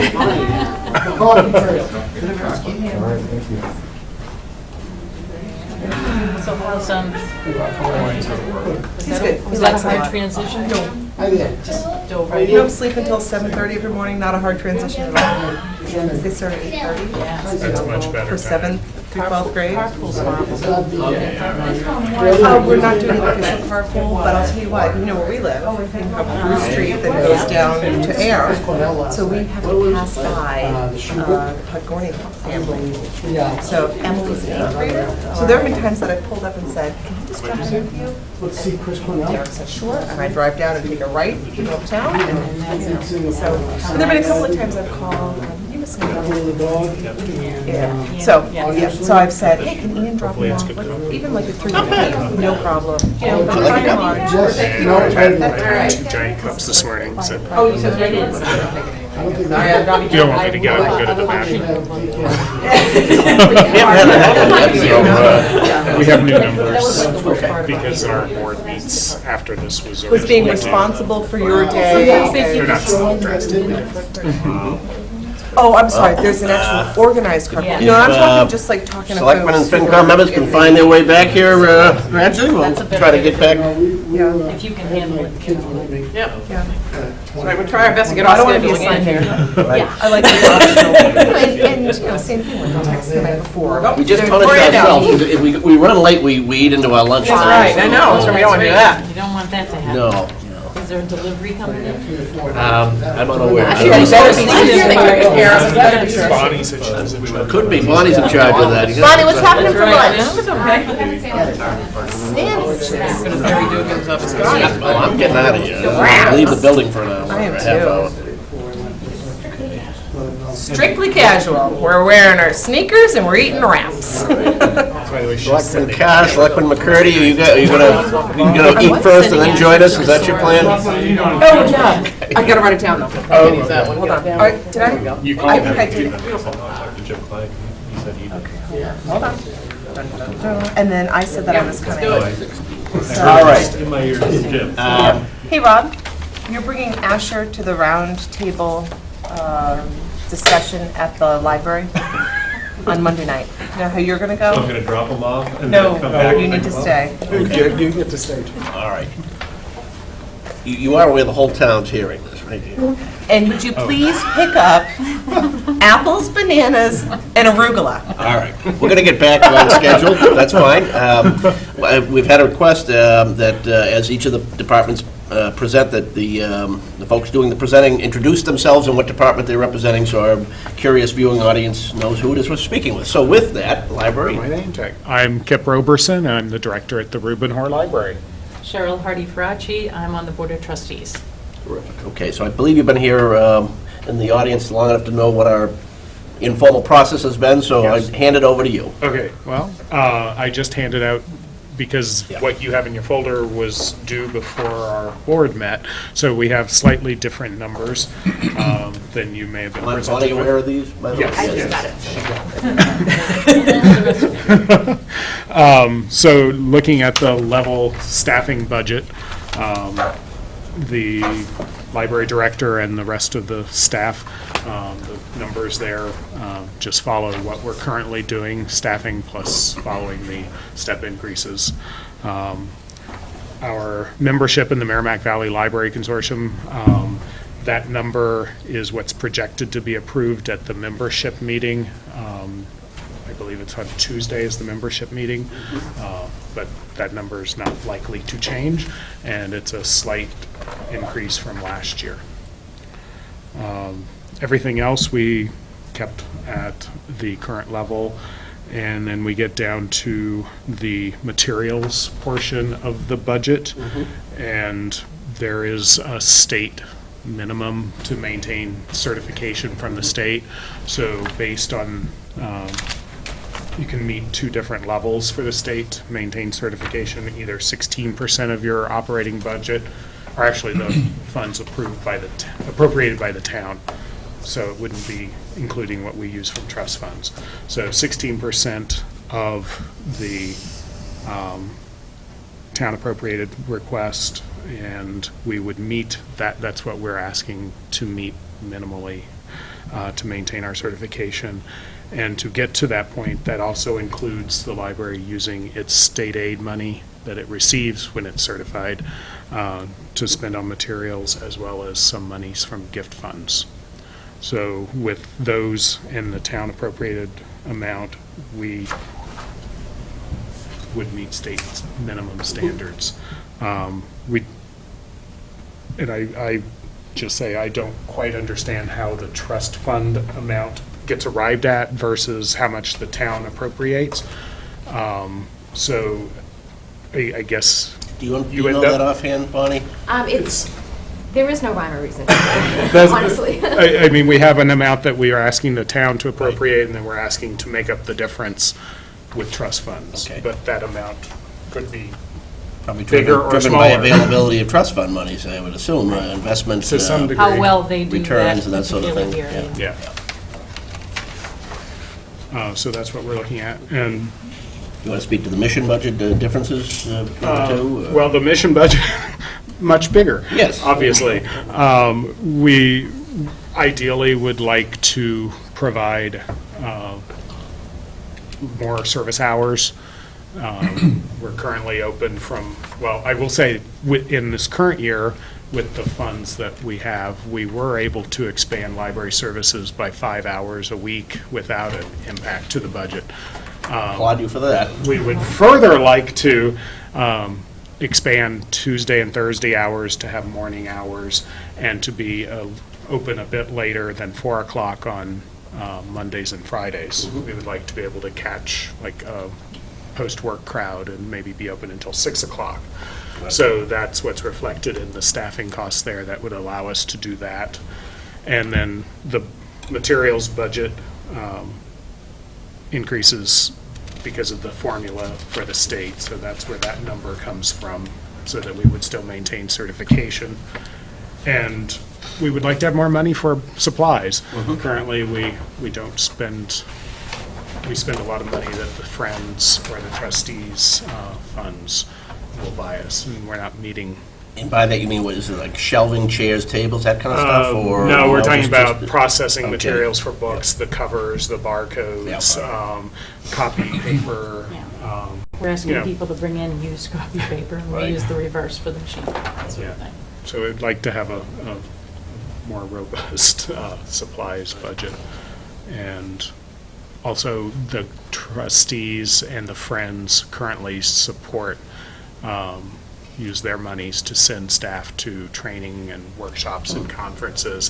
And it would be nice if continuing education was actually part of our operating budget. So we've asked for an increase in that in the mission budget.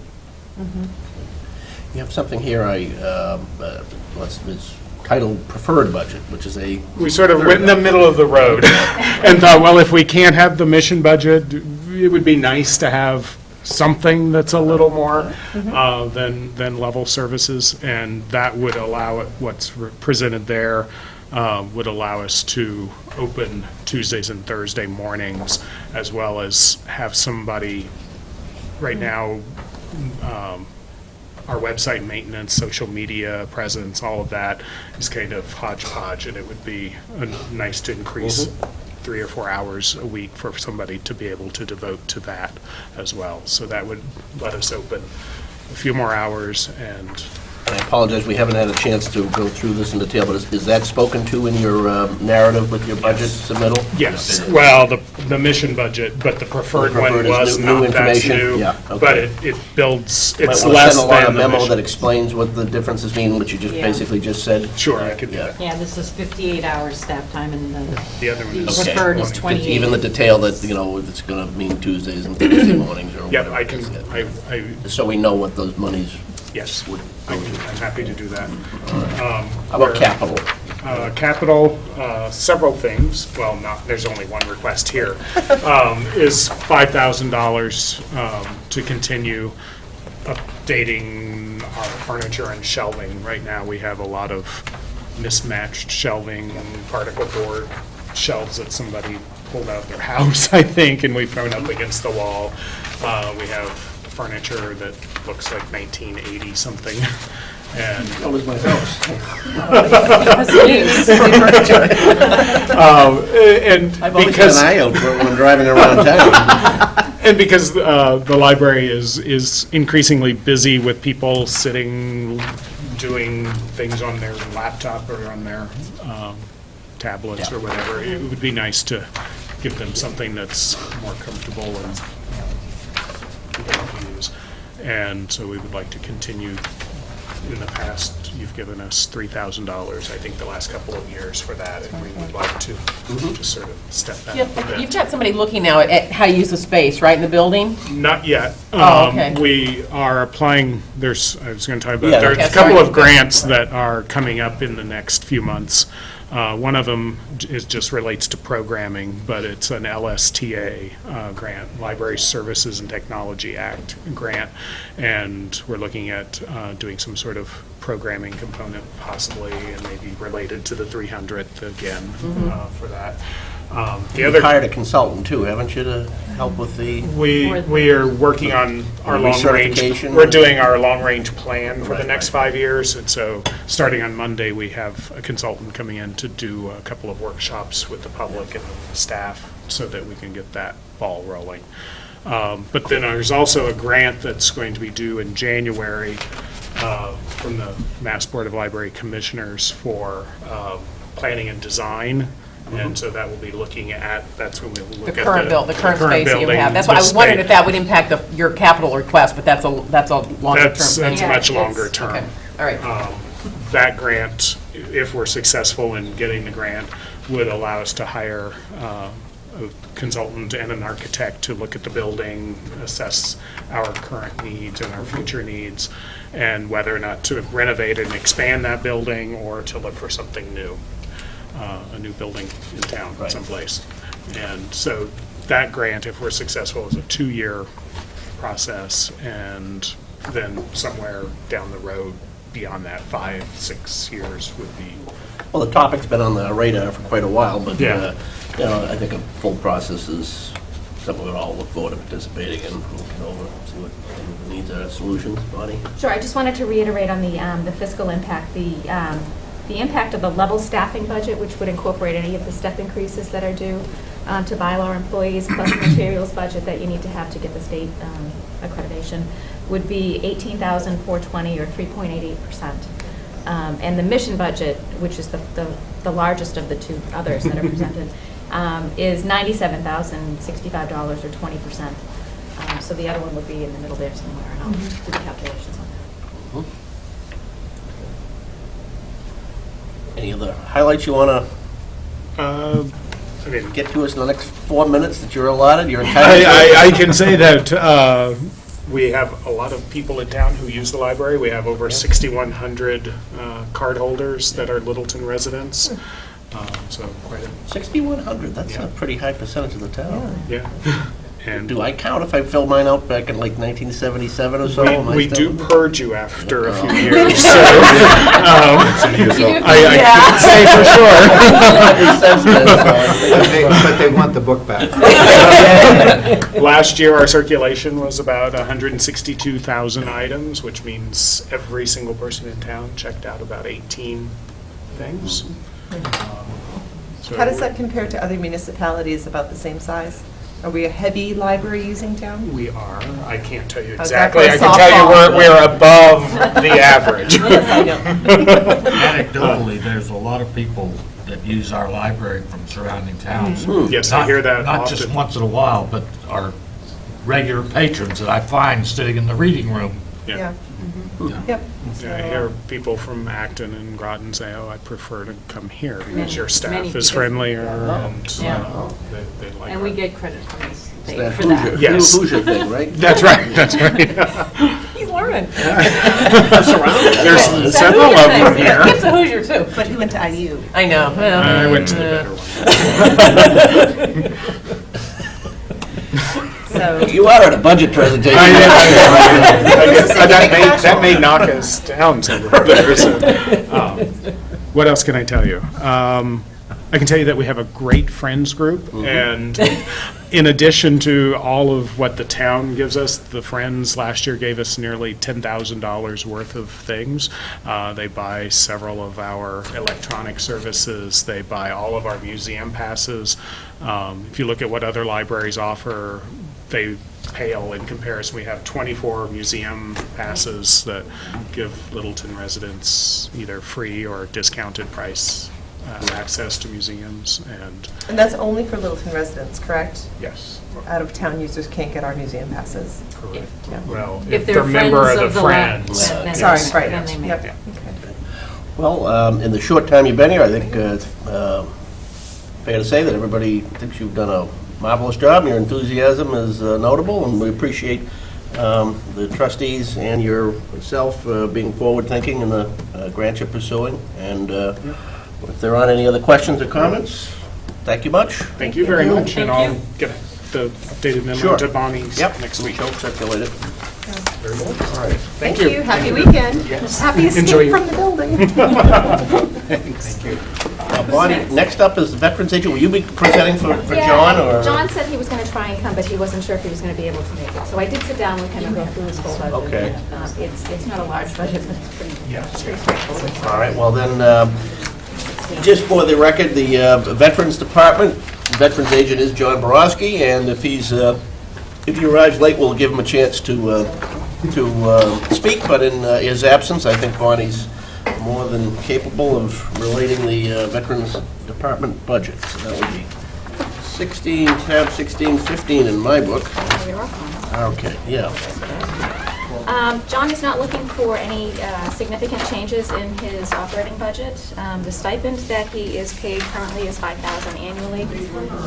It covers about 6 hours a week of office coverage. I can personally say he's probably there more than that, because I see him all the time. But that is what it covers. He has indicated that there is an increase in caseload just because there are more veterans out there and there are more, benefits to administer. And that can be seen in the increase in the veterans' benefits. which we did fund at the annual town meeting at a higher level. Previously, we had budgeted this item at about $12,000 a year annually, and we increased it to $25,000. If you look at last year's actual expended, we did expend $36,000 and $31,000, or almost $32,000 the year before.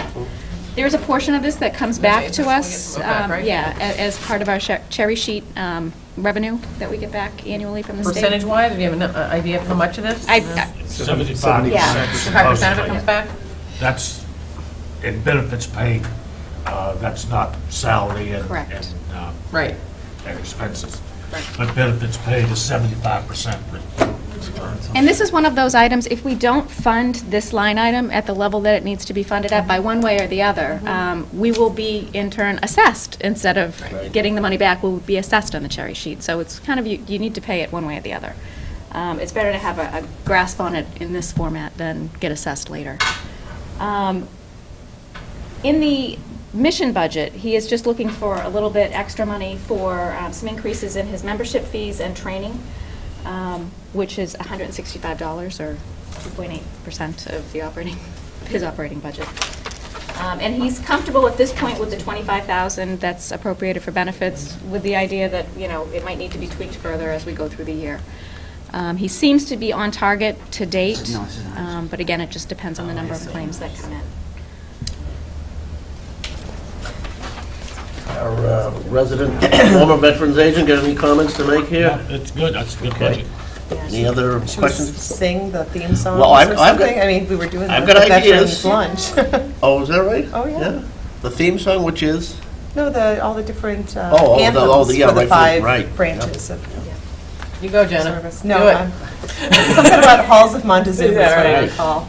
I should also say, he is starting to get the program details for the Veterans Work-Off program together, which is similar to the senior Oh, work-off right, program. yeah. It's a small amount of money because it's kind of a pilot in this year. It's $5,000 to see if there's interest, but he is getting some interest expressed. So that may need to be tweaked in the ongoing years depending on enrollment.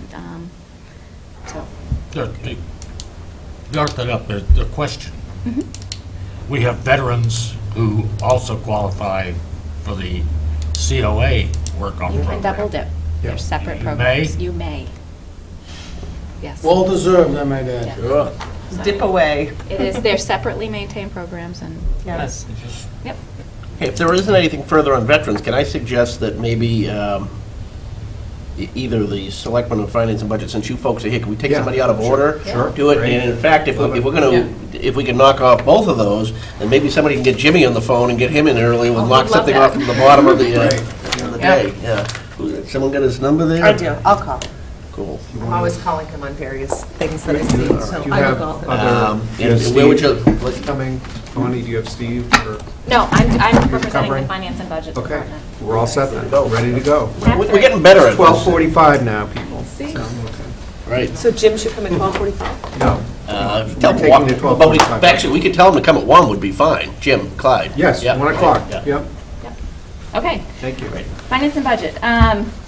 Basically, what I'm looking for in both my mission and my level staffing budget is level staffing. I'm not looking to increase any staffing levels at this time. I think we're adequately covered in all of the departments. That includes the treasurer's office, the accounting office, the collector, and the assessors.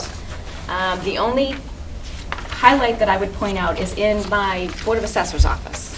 As you well know, Ken retired, or is retiring December 15th. So we are in the process of a search right now for a new assessor. It is a joint appointment between myself and the Board of Assessors, so we've gone through the initial screening process, and we'll be bringing forward 3 candidates to interview sometime next week. How's the pool look? You getting the kind of people you want to see? We are. I think, you know, Ken has big, you know, he's got big shoes. He does everything in-house, and that is unusual compared to most of the communities. Probably 85% of the communities out there do some sort of vendor services for commercial, industrial, and personal property. And I will say that Ken Mildren has really saved our budget process the last few years with the work that he's done on personal property. That's where the bulk of our new growth has come. That's not done correctly, then it creates a severe fiscal impact. Because amongst every item, that's the one you have to go out and look for mostly, right? It doesn't just land in your lap. Correct. So with respect to the applicants, we've got quality applicants, but all of them have used vendor services to some degree or another. So I think we have made it very clear that we want to continue to do these things in-house. Not only because I think we do it better in-house, but we provide a better level of service to the resident and the taxpayers when we have that in-house. You don't have to come in and make an appointment with another company to go over your property records, and it's better to have it in-house. So for a year, I'm looking for a special article for some additional training from vendor services, and hopefully Ken too, to be able to train somebody up on that personal property aspect and a little bit commercial industrial. It'd be a one-time expenditure of about $25,000. That's the article amount that I'm looking for. It would be in an article, so it could only be used for this training. And then it would allow us to keep the salaries where they need to be in order to provide Have that. you considered or had a discussion with Ken himself about training the new folks Yes. coming in? There are some restrictions in what he can do in retirement and what he can't. So, we'll use Ken to whatever ability we can. And once we hit that threshold, if we need to use vendor services, we will do that. We have an arrangement right now with Ken where he will be available to us beyond December 15th to help with the abatement requests Right. that are coming in. But those hours that he devotes to that will go up against what his upper limit is Sure. of post-employment work that he Yeah. can do for us. But we could certainly go up to the limit Yeah. with the hours. So it would require, again, the one-time use of $25,000 in one-time funds, just to get us over that bridge. And again, that would allow us to keep everything in-house. If we went out for vendor services, all of the other communities that I've worked in have done outside vendor services. It's anywhere from $40,000 to $100,000 a year for these contracts. So I prefer to keep it in-house, not only from the fiscal impact, but from the service level. And like I said, Ken did a fantastic job, and it really... Can we do all the evaluation in-house? Everything. Because, it wasn't, even 20 years ago, I remember we used to go out for, we used to have outside contractors come in and do it, and we had a three-person staff at that time, too. We trained the office staff to do house visits, and Right. They do the measuring and listing and some of the field work. which And- most staffs do not do. Right. And we're going to have to do that as we replace them, because they're coming online to retire next year. I'm going to have a large set of transitions over the next few Yeah. years. Ken is the first.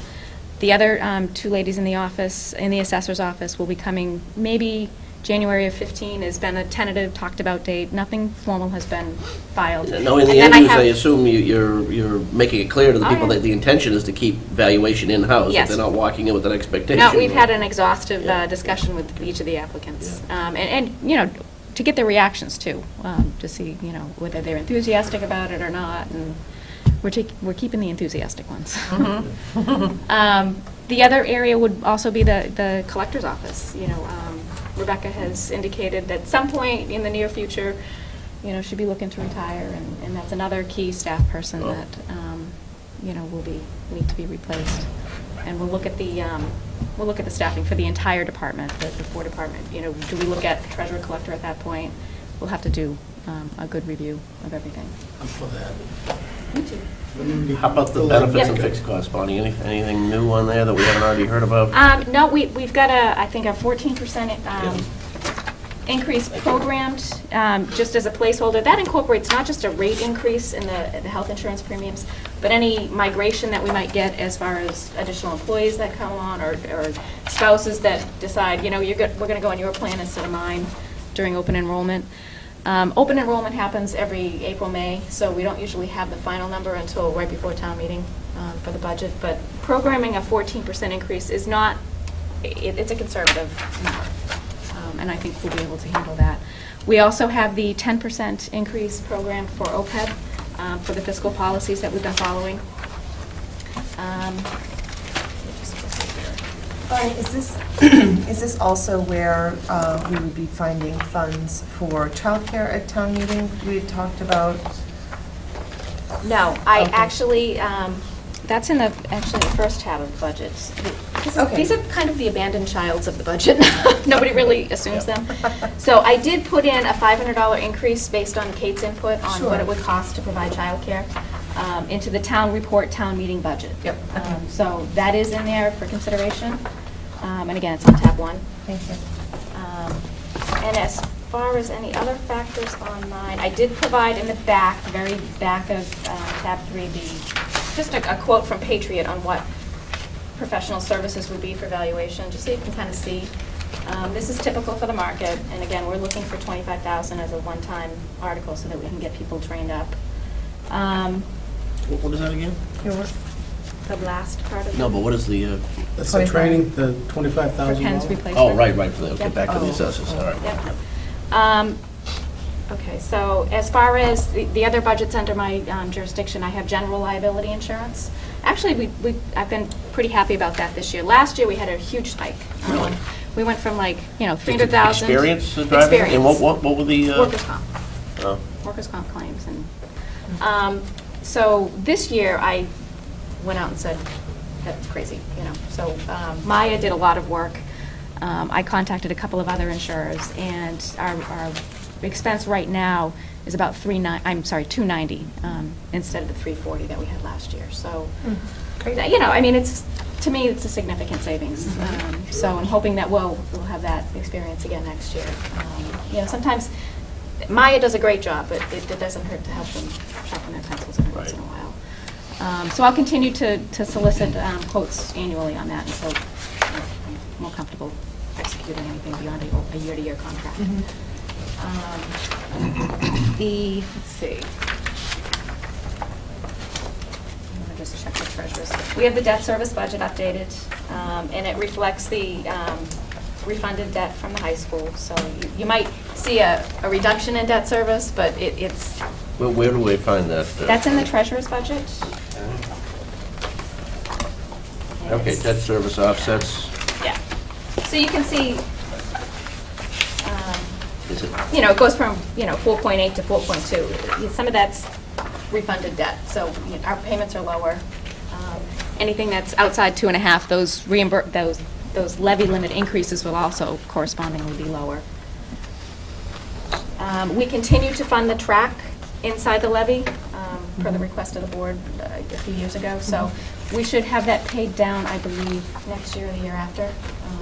And then what we'll do is we'll go back to town meeting and rescind that authorization for the permanent placement of the debt. So even though we received the authorization to raise it, we haven't.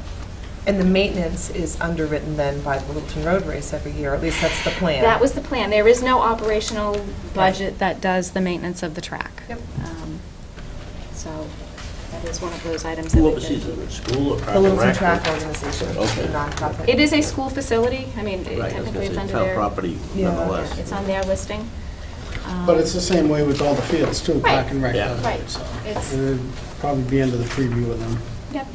But who does the maintenance? I mean, is it the town that does it, somehow that gets reimbursed by this other group? There is no line item, for the track maintenance. So Park and Rec will go out and do, items as needed. Okay. The highway department will go out there and, do whatever needs to be done. So it comes out of the individual operating budgets. If somebody is using the track and pays a fee for the use of the track, then Kate manages that as part of her expense. But it was my understanding as part of the pitch to put a new track in, is the Right. Littleton Track Organization said, Made we're a gonna have a commitment, road right. race every year. Yeah. We're gonna raise about $5,000 annually. Yeah. And every 7 years or so, we're gonna need to do a significant track upkeep. Okay. So they're banking That's that the money big so that items. when you have to resurface or do some Okay. other something Lines there, and stuff they're like going to that. pay for that. So it's not this is the regular maintenance that goes on, the town is absorbing that, this is the big stuff. This is the capital improvement kind of thing. Yes, Okay. that's my understanding. PMBC did a maintenance schedule for the track too, Betsy, that I know that's out there. So if you're you can see that, as Jenna said, the 7-year thing is basically the biggest one, and that's the lines and the Yeah. starting Right, yeah. points and Yeah. just general maintenance like that. Okay. All right. The only note also is under employee benefits, where the total increase is 7%. That takes into account the health insurance 14% increase and a 10% for OPEB, but the net, when you net all the accounts out together, is about a 7% increase, which is, again, not as bad as some other communities out there. The only other item on the radar is for our collector. We currently do quarterly billing, but the first bill is sent out with 2 bills in 1 envelope. If we went to, separate billing for each quarter, there'd be an incremental increase for postage. She's not recommending that at this point. I think people are kind of used to it, but it's something that, may come up in the next couple of years. And I'm sorry. Yep, go ahead. It's funny you say that because I was late on my second bill on just not my house, but on another piece of property. Yeah. Because of that, not knowing Right. that there were two bills. I mean, we try, we put the signs Either way. out, and we, but it may be something, that people would, Just gotta get used to it. yeah. So we're not proposing it now, but something to think about. All right. And other than that, no. Okay. no other business. Thank you. Do you want to pivot to the... Yeah, sure, yeah. If the schools show up, they're not here yet. but- Yeah. Great, folks, again, for our viewing audience, I think everyone knows your smiling face and name, but if you For would... the record. For the record. For the record, Keith Berkman, Town Administrator, and thanks for giving up your Saturdays. For the Selectmen and Town Administrator's budget, there's no change in the proposed staffing level. It's one full-time town administrator and our executive assistant, Jen, her position is funded in this budget. No changes in the proposed expenses. In this presentation, we're also showing you the legal services budget, which we are continuing to fund at $175,000. We, in all likelihood, will, based on past practice, we'll need to spend more, but we don't like to over-budget it. Right. You get a report, which we can supplement here, of what the subject matter is, that where things are going on. Typically, we don't go out of our way to incur the cost, No. but Have we had a report lately on that? I know we get them periodically, but I'm trying to remember the last one we had. Typically, I start asking council for the reports in December, because that's when we start bumping up against. Okay. yeah, we can prepare that updated report, and it would also be timely to have, periodically, we'll have town council come and just give a labor update, or a litigation, rather, update for the selectmen and executive session as well. And why is it that we as a town don't have one person being town council for the town? Historically, at one point, did we have that?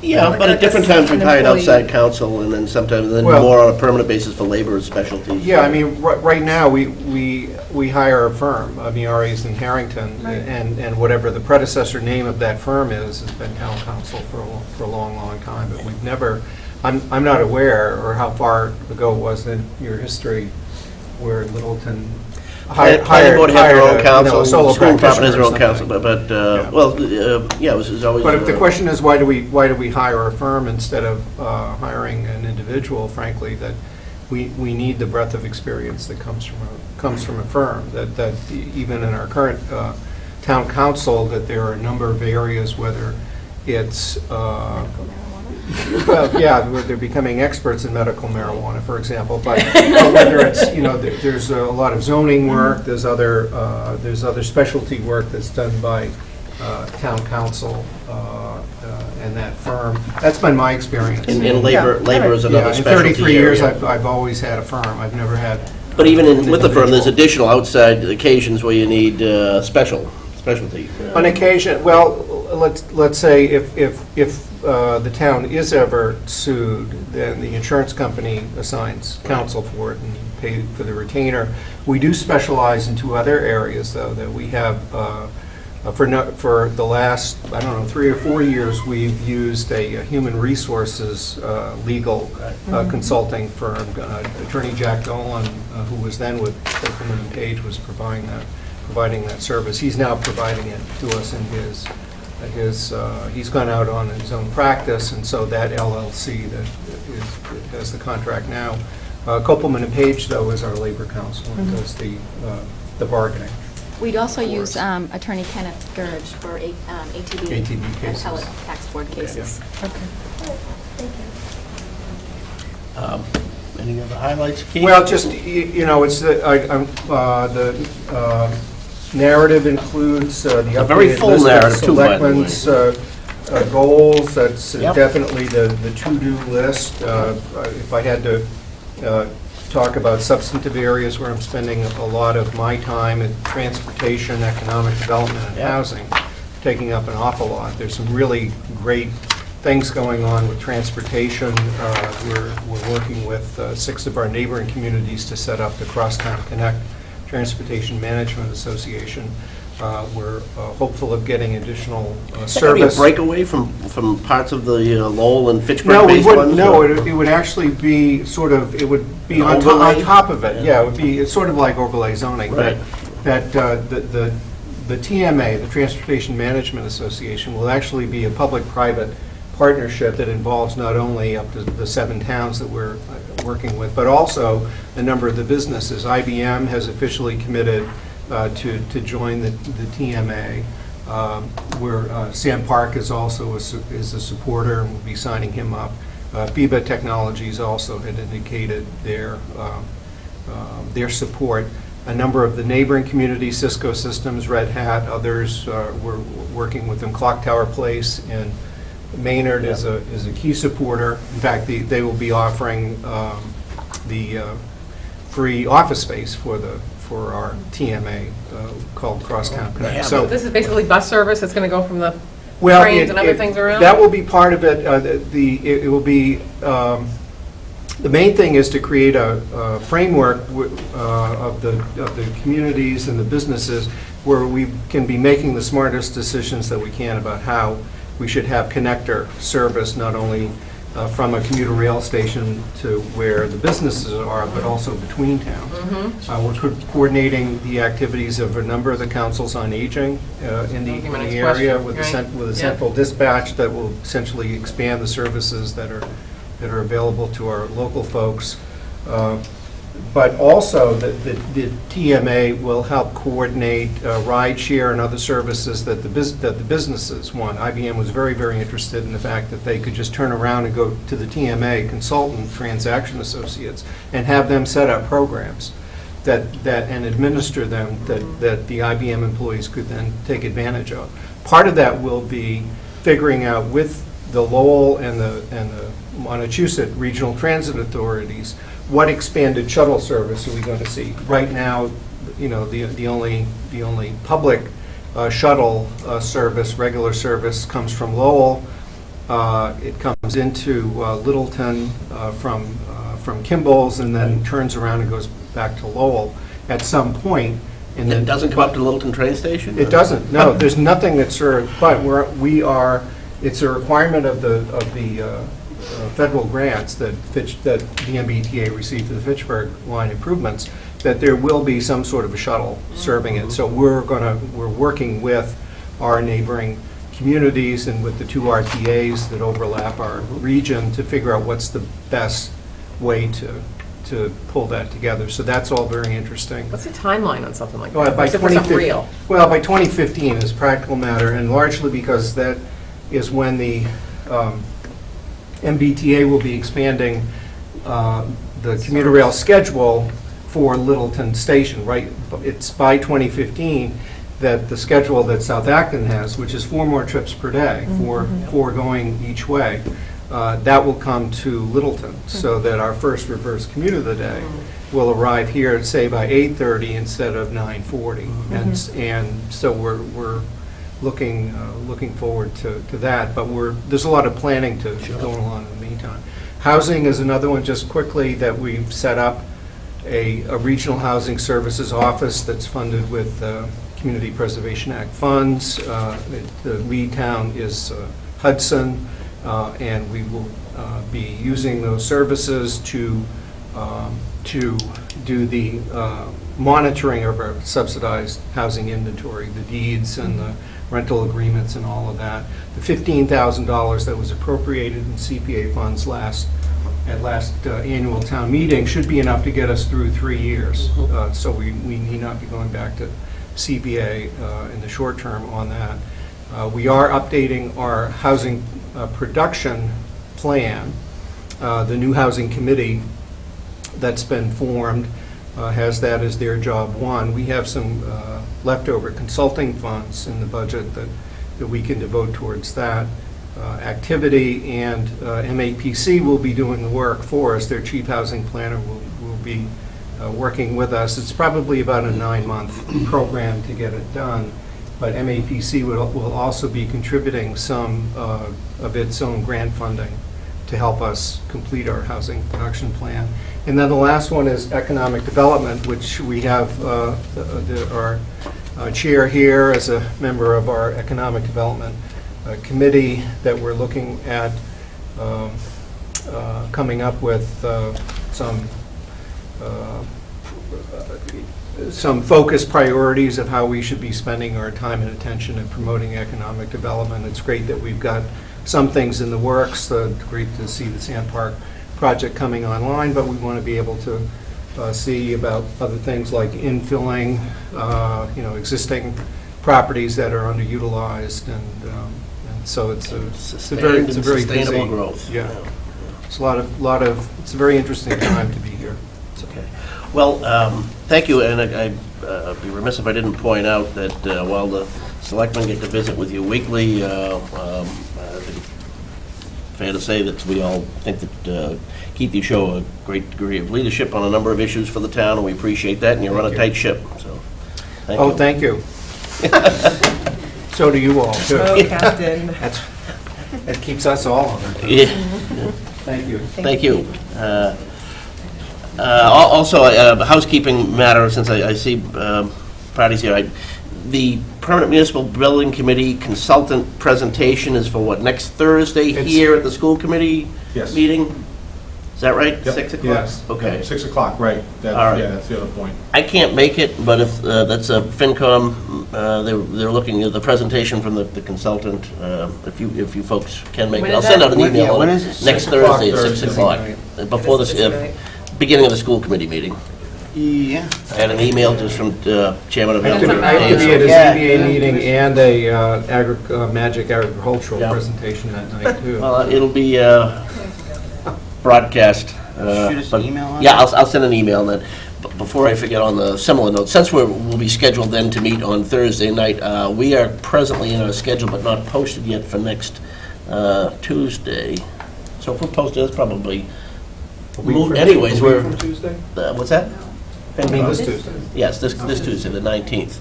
We didn't post You're an not agenda, so posted, you're we're not not posted. So even though it was on our prospective Come schedule, to our meeting. don't show up. We're How's having that? we're having a classification hearing Tuesday night. Okay, If you're welcome to go to the selectmen on Tuesday. You're talking about this week, like? Yes, I just did, I remembered we had originally in September had put down the 19th as a date that we were intending, but we don't have any posted agenda, so I'll send out a clarifying email on that. Mike, come join us, please. Thank you for waiting, and we were actually... I actually went to the town hall. I thought I was going to be late, so... No, we were ahead of schedule, so we took a couple of folks out of order, and I appreciate your waiting. We go do it outside, too. You guys picked a really bad... I know. That's last year it was snowing, it was miserable, so that's all right. Maybe we'll get out here. We've been asked to have folks introduce themselves, who they are and who they're representing, just for our television audience, so... Mike Fontanella, I am representing the school committee today. Terrific. And we've been very informal, Mike. We understand we've had a recent discussion here just a few weeks ago on the, the early status of the school's budget, driven by negotiation, obviously. So we appreciate any update you can give us and give the town as part of this process. We keep it informal, but whatever you'd like to bring up. Okay, so over the first part of the budgeting process, which we're pretty much done with now, we've identified our biggest pressure points on what's going to drive the FY 2015 budget. Obviously, the first thing always is salary. We have our contractually obligated steps and lanes that we need to fund, as well as some increases for our non-contractual staff. One thing we are trying to keep an eye on, and makes budgeting tricky, is we have literally just started negotiations with the LEA for a new contract. So it's hard to predict, and we simply can't predict how that's going to impact the FY 2015 budget. So that's something that will hit the budget at some point, but it may be down the road. I mean, we've been through budget negotiations where it's been retroactive after the fiscal year started, but something to keep in mind. We have a $70,000 increase on our regulated transportation contract. That was a new contract that we put in place last fiscal year. We were able to absorb the $70,000 increase within our budget last year, but now we need to have it actually hit our operating budget, so that'll be in there. Sped always is another area that we're going to have some concerns about. We have identified some increased spending already, areas we have some kids coming into the high This is school. in current year? No, we're fine for 2014. Okay. We're talking about 2015, we think we're going to have to increase the budget by minimally, we're looking at over $120,000. There are certain kids that need a certain program at the high school. The alternative would be to do it out of district, would be more like $400,000. So we are going to try and do it in district, but it will have an impact. Is this a SPED program? Yeah, it's a SPED program, yeah. And then we're still looking at the SPED budget, so there could be a few more things ahead. It won't be anything like that magnitude, but we're still trying to finalize that number. The other thing that we're dealing with is we have several mandates coming down from the state regarding teacher evaluation, implementation of a new Common Core curriculum standard, and they're coming up with a new testing system that's going to replace MCAS. They call it PARC. You know, each of these programs are going to require some expenditures on every district's part for, you know, implementation, professional development, software, and other materials related to implementation. You know, typically, the state's telling us when they want us to do it, how they want us to do it, but they're not telling us how to pay for it. What are the chief differences between the former MCAS or the current MCAS and the PARC? Yeah, so we don't know because we haven't seen the PARC content yet. But the real problem for us is not that it's a new test, it's that they're asking, basically mandating that it be taken online rather than paper-based. So what's happening now is most school districts are going to do a pilot program. Now, because we're so small, all three of our buildings that would be eligible for testing will participate. The pilot, we can take paper-based if we want to. And we're probably going to do some kind of balance between some kids will take it electronically, some will take it paper-based, because we're not just ready to implement that on an infrastructure basis to have all the kids take it online yet, and we don't have to. But when it goes in place, which it's going to, I mean, they're talking pilot like, oh, we're going to evaluate this. All they're really evaluating is how to do it. It's coming. It's going to happen. So that's more of an impact in 2016 in terms of expenditures on our part, but it's something that we're thinking about. And because we know we're going to have to increase our ability to let kids take it online, we're thinking about, you know, we want to enhance our technology environment anyway, and we spend every year on our technology environment, so we're going to spend anyway, but with an eye towards, you know, some of the expenditure has to be towards being able to absorb this ability to let all the kids take the test online. So, you know, those mandates unfunded, you know, it's not, you know, a ton of money, but it's impactful. Yep. So based on all that, right now our initial projection is an increase of about $550,000 off of last year's budget, which is about a 3.3% increase over what we voted as a school committee last year. Our voted budget last year was $16.9 million, 16.4 was appropriated from the town, and we used $500,000 out of our revolving funds to close that gap up to 16.9. So our initial budget figure for FY 2014 would be $17.45 million. What's the, you have a sense what the enrollment projections look like? We don't anticipate a significant increase in enrollment. We're not projecting any decrease at all. Obviously, the thing that's looming is the development. King Street. Yeah, exactly. So if that happens, we'll go up. If that doesn't happen this year, we'll be level, you know, plus or minus a few kids. That won't be impactful. If for some reason that never happened, we would still be thinking, our projections are that we're going to be right where we are, you know, plus or minus, you know, some number of kids every year. We won't go down 10%, we probably won't go up 10%. But we're not going to, you know, go down either. Right. Bonnie, the charter of accounts, all that's gone smoothly, because that's been in place since what, July, or effectively since? Yeah, it's been a little bit before then. Everything, administration happy with the relationship there? Yeah, we're fine. You know, we will use the same budgeting format for presentation along those cost center lines that we used last year. We have no problem with that. It works out very well.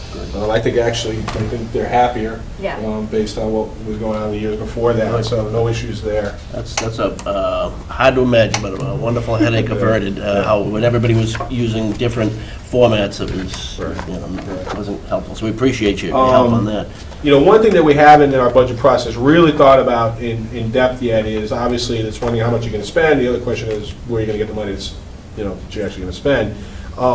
We do know that everything we're hearing is that our circuit breaker will get reimbursed at 75%, which is the highest level of reimbursement that I've seen since I've been on the school committee. You heard anything about that, Keith? Is that news? Yeah, so, we're not banking it, but, if that were true, then our revolving funds, which have been healthy, will stay healthy, even though we are using them, on a, year-in and year-out basis, which we expect to keep doing. We don't expect any unpleasant surprises. School choice is still very good, although, we've been slowly increasing the school choice numbers year by year over the last several years. We think we're about tapped out.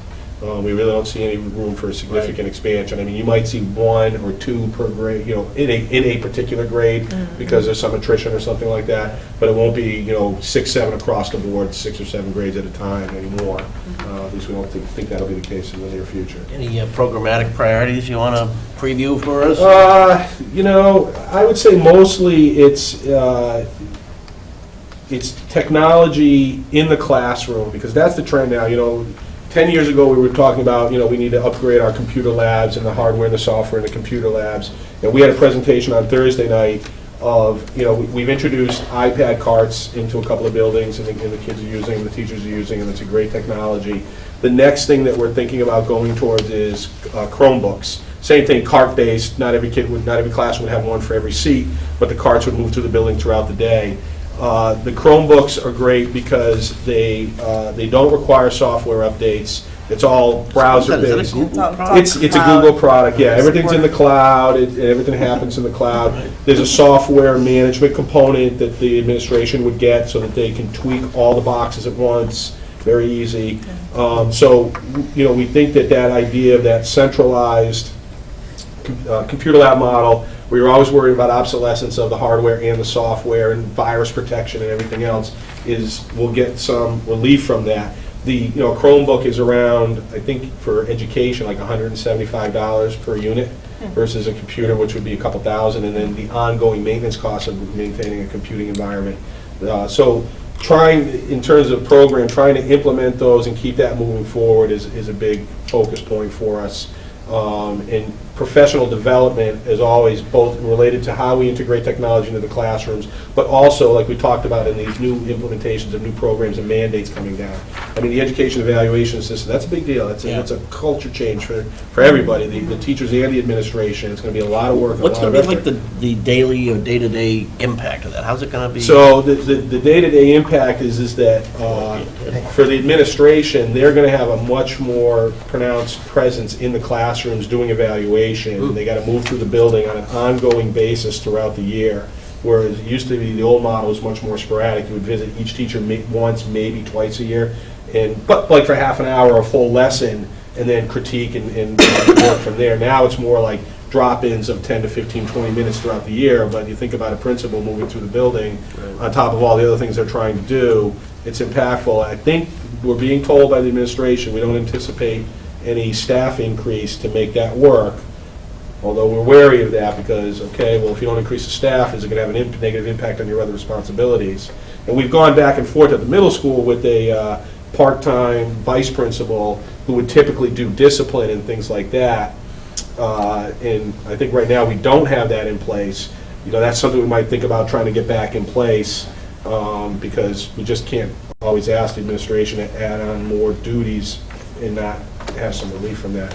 But we'll see how that works out. Okay. I know a couple weeks ago you folks discussed your capital priorities. I don't know if there's something there you want to highlight. I have the list here. I think it was sent from our administration over to the town side. You have that, Bonnie?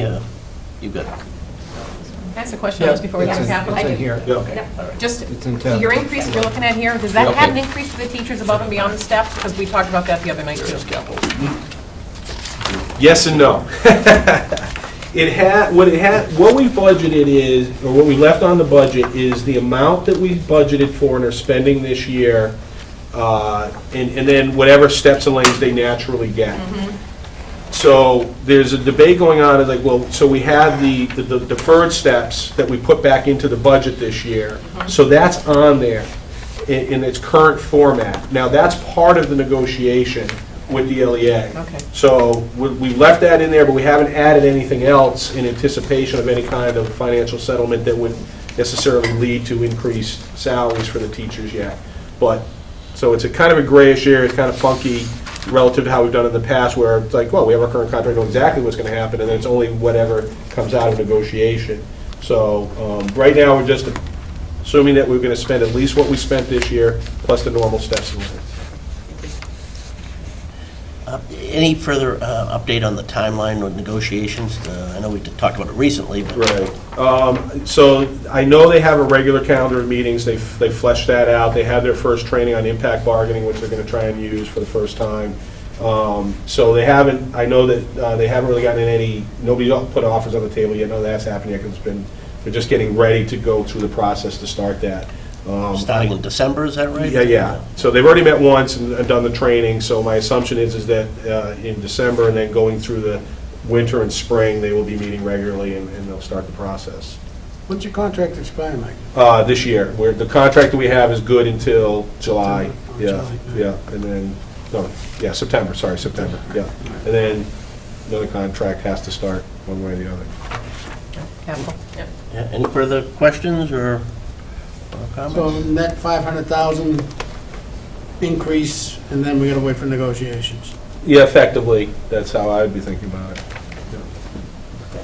Well, we obviously have a lot of, balls up in the air, and we'll deal with those at the appropriate time, but in the interim, I think it's probably fair to say that everybody's real proud of the job the Littleton Public Schools do, and we thank all of you who are involved in doing that. Yeah, we feel that, even with the constraints that we've had, we think we've done as a town a really good job of navigating the waters, and to the point where not only are we able to fund the district, but we continue to move forward and continue to be a high-achieving district. That's not the case in a lot of other places. Yeah. They're treading water or actually dropping a little bit in terms of their achievement levels and their ability to work within their means. We feel like not only we worked within the means, but we've been able to actually continue to move forward and offer a good product to the students. And week after week we hear stories about how great they're doing, and merit scholarships and increased SAT scores and MCAS and all of that adding up. We feel comfortable that we're servicing those kids pretty well. Terrific. Thank you. Anything further? Thanks. Good, you kept us on schedule too, Mike. Do what I can. Capital? Well, I'm sorry, you want to go through that in more detail? I know you just mentioned that we had it here, but sure, we've got the time. Might as well. I was this close to walking. I know. Hey, I missed most of it. I want to see it all, I didn't get to spend enough time with you. Well, we do have the list, it's in the book. And are these, my first question is, Mr. Chairman, if I may, Sure. are these prioritized? Yes, this is the prioritized list. Okay. Yeah. And there's some that are contractually required. How far down does it, right, because you get the Apple payment, I know that you have that. I would say that. How far out of the contract go down, one I would through? say, so the ventilators are not contract, it's a regular occurrence on the capital list, we have a plan in place, we've been executing the plan. Yeah, we don't have a choice on it, really. Well, we do, in terms of, if you didn't want to do a ventilator this year, we don't have to.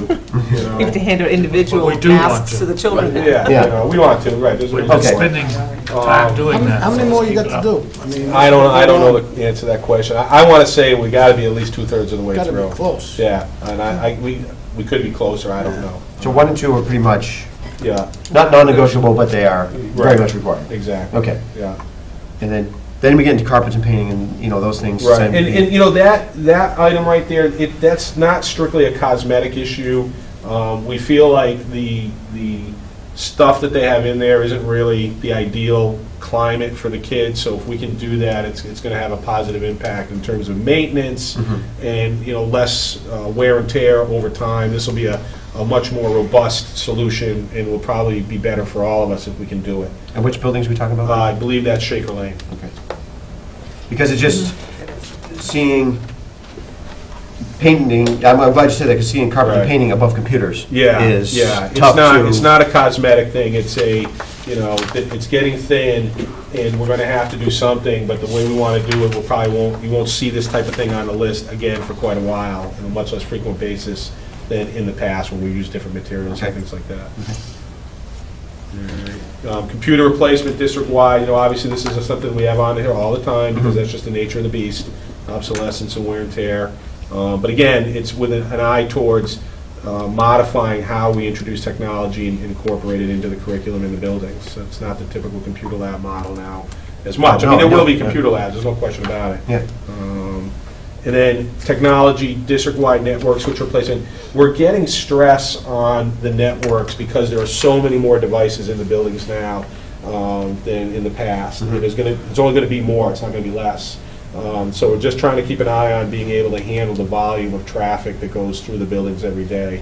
So that's in there. So Chromebooks, I mean, it's going to add to that, right? Exactly, it does, it really does. And it's not that we need new networks, it's more like you need more routers and more places in the building so that you don't have drop areas and, bottlenecks and things like that. So it's just kind of making it more robust and stronger. And this is for school-based learning, it's, it's Yes. not to cover, No, it's so the not kids for- can have their Wi-Fi on the playground for their. And it's not for things like that. admin, right, it's Yeah. not for admin to do, I mean, It's curriculum, they could yeah. benefit, but it's right, it's definitely curriculum-based. And part of the, what we're trying to do. Yeah. Security grades and upgrades and enhancements, obviously we're all on, higher alert based on what's going on. We had a great study done by a local company, security company, that identified, lots of opportunities for doing things better, some that are cost-based, some that are more practice and procedure-based. So we're trying to, be deliberate about, okay, let's do what we can within the budget and focus on, how we can spend money and get the biggest bang for our Yep. buck relative to what we're trying to do. We're not trying to do everything that they ask for, because that would be pie-in-the-sky type stuff, but that's on there. Again, general maintenance and carpets and painting, same idea that we talked about. This is just breaking it out into 2 phases. Things we really feel like we need to do would be phase 1. Things that we would love to do if we can get there, but on a priority list, we push it down a little bit. Shaker Lane network upgrade, same idea. The reason it's pushed down a little bit is Shaker Lane is clearly a little less reliant on technology than the upper grades are, so they get pushed down a little bit. On the other hand, they are trailing the curve much more significantly than the other buildings, so we have to at least think about it. Fencing at the high school fields and dumpster is kind of a safety issue. I'm just trying to make sure that, critters and other people with ill intent don't cause havoc. Handicapped accessible doors, just trying to, we meet all the code, so it's not like we need to do this, but, just, there's always trying to make it better and, more current. I know the high school's been around for a while, but it's always one of the newer buildings. It's just surprising that you need upgrades for ADA. Like you said, the standards haven't changed, and you Right. do meet the standard. Right. So that's just convenience? Are there complaints or use that you notice? Not that we noticed, but I think we're just trying to be proactive about it. And it's just things that have been identified that if we had the opportunity to deal with it, we would. Okay, so So we can- it's not something we have to, that's why it's that far down the list. And again, high school roof on, a 10-year-old building was. Exactly, and it's, there's, how it is, roofs now they're not roofs, they're systems. There's Yeah. liners, and it's a fairly complex system, so there are issues where there can be failure points. It's not like there's no leaks, nothing in that regard, but again, it's going to have to get dealt with, and the question now is, if we do it now on a proactive basis, we might be able to minimize the financial impact down the road versus having to do a wholesale, roof type thing. So, something that we're thinking about. Again, obviously, it's down the list about 2/3 of the way, so, based on our priorities, if we can do it, we will. If we can't, Is it gonna survive another winter, or? Oh, absolutely, yeah. But if we go 2 years and don't do it, is it going to be $200,000? Well, that's that's kind of the consideration that we'd have to, that's why it's on the list. Who's monitoring it? The Permanent Municipal Building Committee? No, I mean, if we actually went to do the project, I think, yeah, they would definitely get involved. But this is just our admin team, our, facilities guys taking a look at it. I don't know for sure, but it may have been part of the study that was done. Right. I don't know if it came directly out of that or not, but, We'll know Thursday on that. yeah, exactly. But after 10 years, it's just something that we shouldn't really have happened. We're just stuck with it. There's no warranty, obviously, things like that. Yeah, I think mean, it's just typically just part of, right. If it was a warranty type thing, then it would be higher on the list, and we wouldn't even be asking for money. We'd Yeah. just gone and done it. I think it's just, and that's why it's down here on the list this far. These are the things we have to deal with as we maintain facilities over time. Yeah. Okay. 12 years old in the high school. 12 years, okay. Well, it's still quick, though. Yeah. Yep. I'm sorry, no, for either you or Bonnie, what is this capital number versus what we spent this year and, as a run rate? Is it higher, lower? The general funds about $1 million in capital Right, so we're not gonna be able to do it all. For the whole town? That's fine. We don't mind looking at a list this long. It's No, just- it's fine, I'm just curious. Right, no, I am. No, this is great, because It's now, always like to put things in perspective on where we are. wherever we cut off, then the next one becomes number one next year, so it's. That's what I'm trying to ask, what did we spend last year? What did we spend last year just in the schools for capital? Oh, 300. 300? Okay, so there you go, 300. Okay. Well, what was the request too, last year? The request was similar, I imagine. Yeah. It's $700 or $800, so yeah. They know how it works. Yeah, we never Everybody knew knows how it anything, we works. were gonna get the whole thing. That wouldn't be any fun. Right. Okay. You do all right. Yeah. Some of these are already. The play repair area, you know, nobody's at risk, there's no safety problems there. It's just that at some point, you know, it's a paved area, it's wearing out. At some point, we'd like to do it. Card access systems, again, sort of related to security, and being able to do a better job of tracking who's in the building and out of the building and when, and being able to, you know, have a legitimate lockdown system during the day, but just trying to make sure it's enhanced and viable. Water heaters, general maintenance, they just wear out. And then, yeah, you can see some things here that we've been rolling on the list. Russell Street playground, high school locker rooms, and a video upgrade. Again, now you get into sort of more of the wish type stuff. You know, everything is sufficient in those areas as it is today, but if we can do more, we'll do more. Thanks, Mike. Excellent. Anything else from anyone? Thank you, Mike. All right, thank you. Really can't leave this time. Enjoy the rest of the day. Madam Clerk, would you like to join us? And championship-winning coach as well? We've been asked to, by your brother-in-law of all people, to have people identify themselves when they... Diane Crory, Town Clerk. Basically, what I've done is what you've asked. We're staying with the level funding and level mission. There's really no increase in the budget other than the salaries. I have one part-time person. She works 15 hours. It's a shared position between myself and the tax collector. I spoke with Alan regarding possibly, you know, looking at different hours, perhaps getting more hours towards the clerk's office, and then we had a discussion with Steve Abani, which he suggested, and so right now we're going to stay with the 15 hours. There is a, you know, pending retirement, you know, within the next year or two, and I'd like to try and snag some of the hours from the tax collector for 4 more hours on my side as far as Linda is concerned. We've increased tremendously the number of boards and committees, and it's just... In the state requirements on all these boards. It's just amazing, and it's just, we have over 60 boards and committees in Littleton.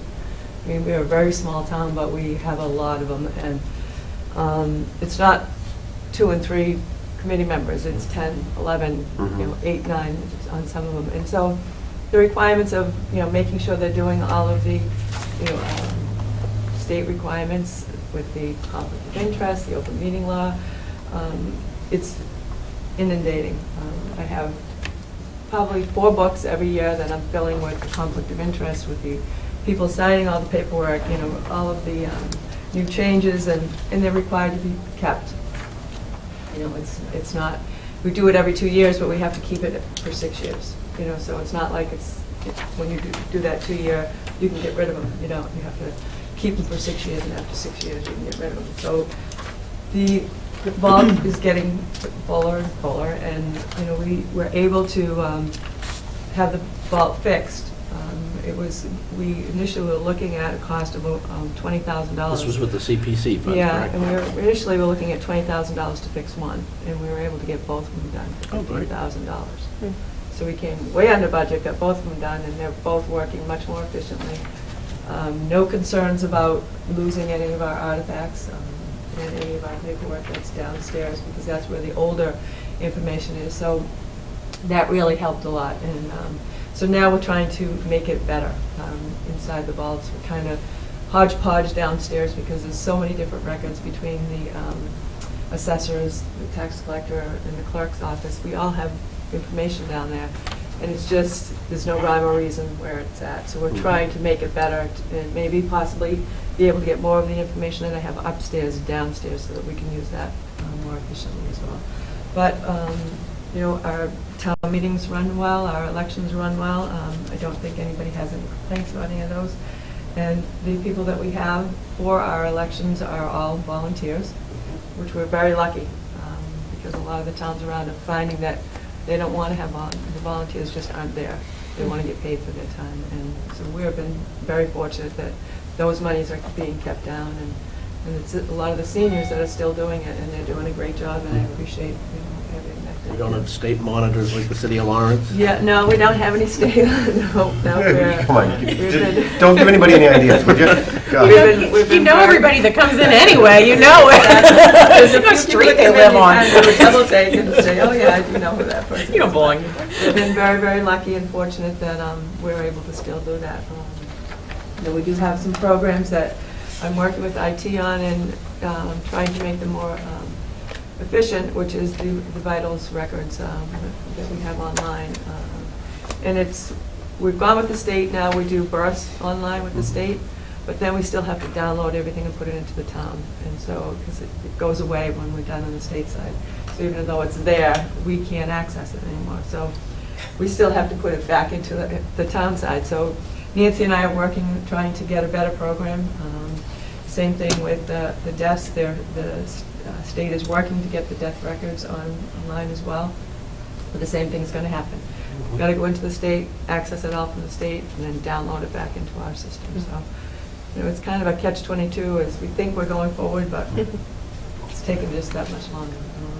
We do have a dog program that runs efficiently, but Nancy would like to see it changed with our new website and everything that she's been changing on that, possibly working something off of that. So no monies will be incurred. Everybody puts chips in their dogs. Could you like log online and Yeah. find out where your Yeah. dog is in Yeah. town? In the state, we have some new laws that are coming through, and we're actually in December, we're having a clerks meeting at the Westwood Regency, and we're going to be inviting, I've actually spoke to Deputy Chief King, and he's going to be, or one of his representatives will be attending that to find out the new ins and outs of the new laws that are going to be coming into Massachusetts. So.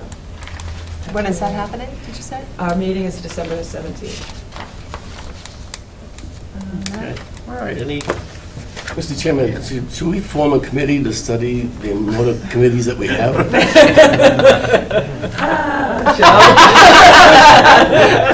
Let's not go there. And we'll need a member from each committee on the committee.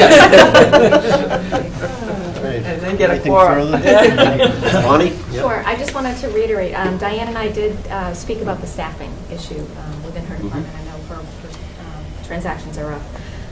And I'm hopeful that with this transition with our collector, as we go through this process, that I'll be able to provide some relief to her by way of the clerk that also serves both of us. Linda Lord is the clerical support in the office, and she works 15 hours under the collector's jurisdiction and 15 hours under the clerk. If we transitioned, and again, just as an example, to a treasurer collector, say Steve Benuti took over those responsibilities, then we would bring in a full-time assistant collector that would serve in the office to do the transactions, and Steve would oversee the day-to-day duties, which may free up some hours for Diane. So we are going to work on that. I don't want to, seem like we're just putting it aside. We are going to. So you'll all keep us posted. But that's not being proposed for this current budget cycle? No, not yet. Not until we nail down some dates and everything. The other thing I would just say is that as far as compensation, Diane is an elected official, but we have followed the bylaw grid with Diane, so the step increases and everything that are in the department include an increase for Diane, even though she's not under that. Right. Technically, it's funded in that way. So the overall increase to the budget would be about $2,500 or 3%. And again, no operational budget increase, just the wages. I just had one quick question. So on the expended for fiscal year 2013, under the elections, you've got 8276. Was that because of The three John extra- Kerry being Yeah, the three promoted? extra elections that we had. Yeah, okay. That's kind of what I thought they were, so, all right. But typically, they run at $1,500 annually. Right. Okay. Did not foresee these expenses. So the Democrats, John Kerry and the Democrats are costing us more money directly, is that what we're seeing? That's what it's all about. Okay. I'm saying the Ellen? elections are there.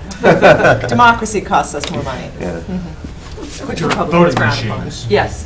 Yeah, we're still Do we paying for provide- Scott Brown. So the voting machines, they come in and they do maintenance on it once a year, on all three machines. It costs us about $150. Programming is the only thing that we don't do in-house on those. And those costs really have not increased this year, well, according to LHS, which is the Milton, they're up in New Hampshire, who does our, all of our programming. And they have said that they're going to try and stay same budget. Can't guarantee it, but if it's an increase, it's maybe 1%. So we're, I'm not looking for a huge, I think I can pull it out of my postage or whatever. This year, my postage cost a little bit more because I ended up having to send out 3 complete census mailings because the first run through, I only got about 10% of people to return their census. And so we were, 2 more times out with almost, 100% being mailed. So hoping that doesn't happen again next year, but we just never know. If we have to replace a machine, does the state replace it, or do we buy it? We have to buy it. And with the maintenance that they're doing, I don't perceive it being an issue. They've been in great condition. The only problem we ever had was a little tube that's inside. Malfunctioned at one of our elections. Talked to the state Secretary Galvin's office, and they sent somebody out within the hour, and we got it fixed. People that had voted put it on the side, which was provisional side, and we just had to hand count those ballots. But that was the only issue I've had in the 7 years, that we've been here with those machines. So they're getting older, but I don't, because of the maintenance, I don't think that we will see any issues. We don't see anything changing either, as far as the type of machines that we've been put to be That's going great. So the standards, that Yeah. answer to my question, thanks. And yeah, we actually have a great handicap machine. And every time they come out, after our elections, they come out and calibrate everything, and they'll say to me, "You have like 10 people that use it." And I say, "Yeah," and it's 10 people that actually work the polls. The residents just prefer to do their civic duty in the poll booths, so they don't choose to use it. So it is mandated by state. Well, thank you. Great job as always. Yeah. Thank you. Thanks, Dan. Have a great day. Yes. Glad to hear for these You're going to have a Yes. great one. Bonnie, you're going to be doing Nancy's? Okay. Nancy's the hockey mom, so she's. What are we doing now? IT, Nancy Glencross. Bonnie is representing IT department, Nancy, in lieu of Nancy Glencross. We sat down yesterday to You go know, through this. I'm thinking, we're going to be, when we get done with this part, we'll be able to break off till 1 o'clock when Jim comes. If anybody can get a hold of Pam Campbell, I think she's next down from the top. If she's available, maybe she could come in a little earlier, too. Yeah, she's local, so. Unless someone's really I'll give her a intent call. on staying I'll here. give her, I'll email her. Okay. Anyway, go right ahead. Great. So I did sit down with Nancy and go through this in depth, and I apologize for the capital discussion. I'm going to be somewhat vague because it's not my forte, but I'll do the best I can. As far as her operating budget, Nancy, there are some contractual increases that you'll see in the professional services, which represents the licensing fees that we pay for all of the software modules that we have in town. Nancy, her budget supports... Quite a jump, huh? To It's- $25,000. Well, I mean, it looks like it's a big jump, but it's about 3.7%. It's not in the scope of things, but it's a jump. Her budget overall is increasing about 7% to incorporate the step increases and the licensing increases. Her budget supports all of the town technology needs as far as the library, town hall, cemetery, pretty much all the public safety modules. So there's a lot contained in this budget. Approximately half of this was offset from a pilot increase or a payment in lieu of tax increase from the light department, in recognition of the fact that they were previously paying for this, and it's something that needs to be shifted to the town budget. So it's more of an accounting entry, but it's now on our books. But the light department did acknowledge it and did help us out quite a bit on it. So that being said, Is it the auditor or the State Department of Revenue? it's the auditor and the state. The the costs need to be accounted for where they're spent. Right. And we incur them, we need to have them on our books, so. So her budget covers pretty much all of the IT needs with the exception of like phone bills. So any of the servers, any of the computer replacement programs, public safety, IMC, software support, the assessors software for Patriot, let's see what else. We've got all of the website maintenance, QSend, which is our website management company. We had a discussion, I forget when, but about kind of a rebooting of the website or an upgrade, is that? It's actually online. The website, the newly revised website just went live about. Really? Yeah, we did a soft launch. I've been on in the past month, and I don't remember. Oh, it's totally different. Totally different. Yeah, it's Well, maybe it has been a month Yeah, since we've I've done been a on. soft Yeah. launch that Oh, I get lost. Okay. we're still We're still Okay. tweaking it. Still trying to make sure we know where everything is. I knew where everything was in the old website. I know. Yeah. Can't even find my. It's a lot sleeker Okay. look to a first-time user. It's a lot better, but we're just making sure all the information that we put up there is I'll have to still. check it out. I didn't realize it'd been that long. By the way, the food just came in, so good luck keeping our attention. I'll be quick. Fine, take as much as you need. The other thing that's in her budget is replacement costs for like PCs that might break down during the year, other small equipment needed, ports, mouses, mice, whatever you want to call them, toner, and lease agreements for copy machines and everything else in town hall and the library. So there is a lot in here. The one thing that she is looking for if we went to a mission budget, and she's still kind of playing with this, so she's not pushing very hard for this at this point, she needs to really visit it, is part-time support for particularly the public safety departments. That IMC module, that takes a lot of maintenance. And again, without some dedicated support, it's difficult for her to be running between all of the buildings. She's managing it now, but it's something that she's kind of eyeballing. Plus, if we're going to be putting more content on the website, too, the different departments are going to need help with that. Correct. Nancy's really good about being available by, cell phone and email, but she's hard to track down because she's at all these different sites. So, when you talked about the support of IMC, what is that? IMC is the public safety software module. Okay. So it tracks all of their calls. Right. Alex, I don't know if you might have more It's information one on of that. it has been one of the premier softwares for police, mostly police, dispatch, and fire. And a number of years ago, we integrated it because the fire was different from the police, and we integrated it. Now, I guess, and I was going to ask you this question, I guess we're going to be separating now because they've stopped supporting certain things, very important function, EMS. Yeah. That company stopped doing that. It's my understanding that they're very good at the police dispatch function, but not so much at the fire.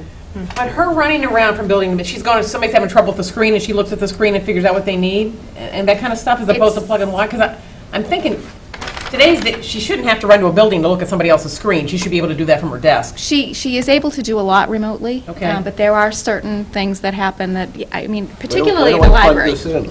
Yeah, I don't know what's wrong, it's just not working. The so- public safety. All right, I'm just curious. The public safety software is not current generation software.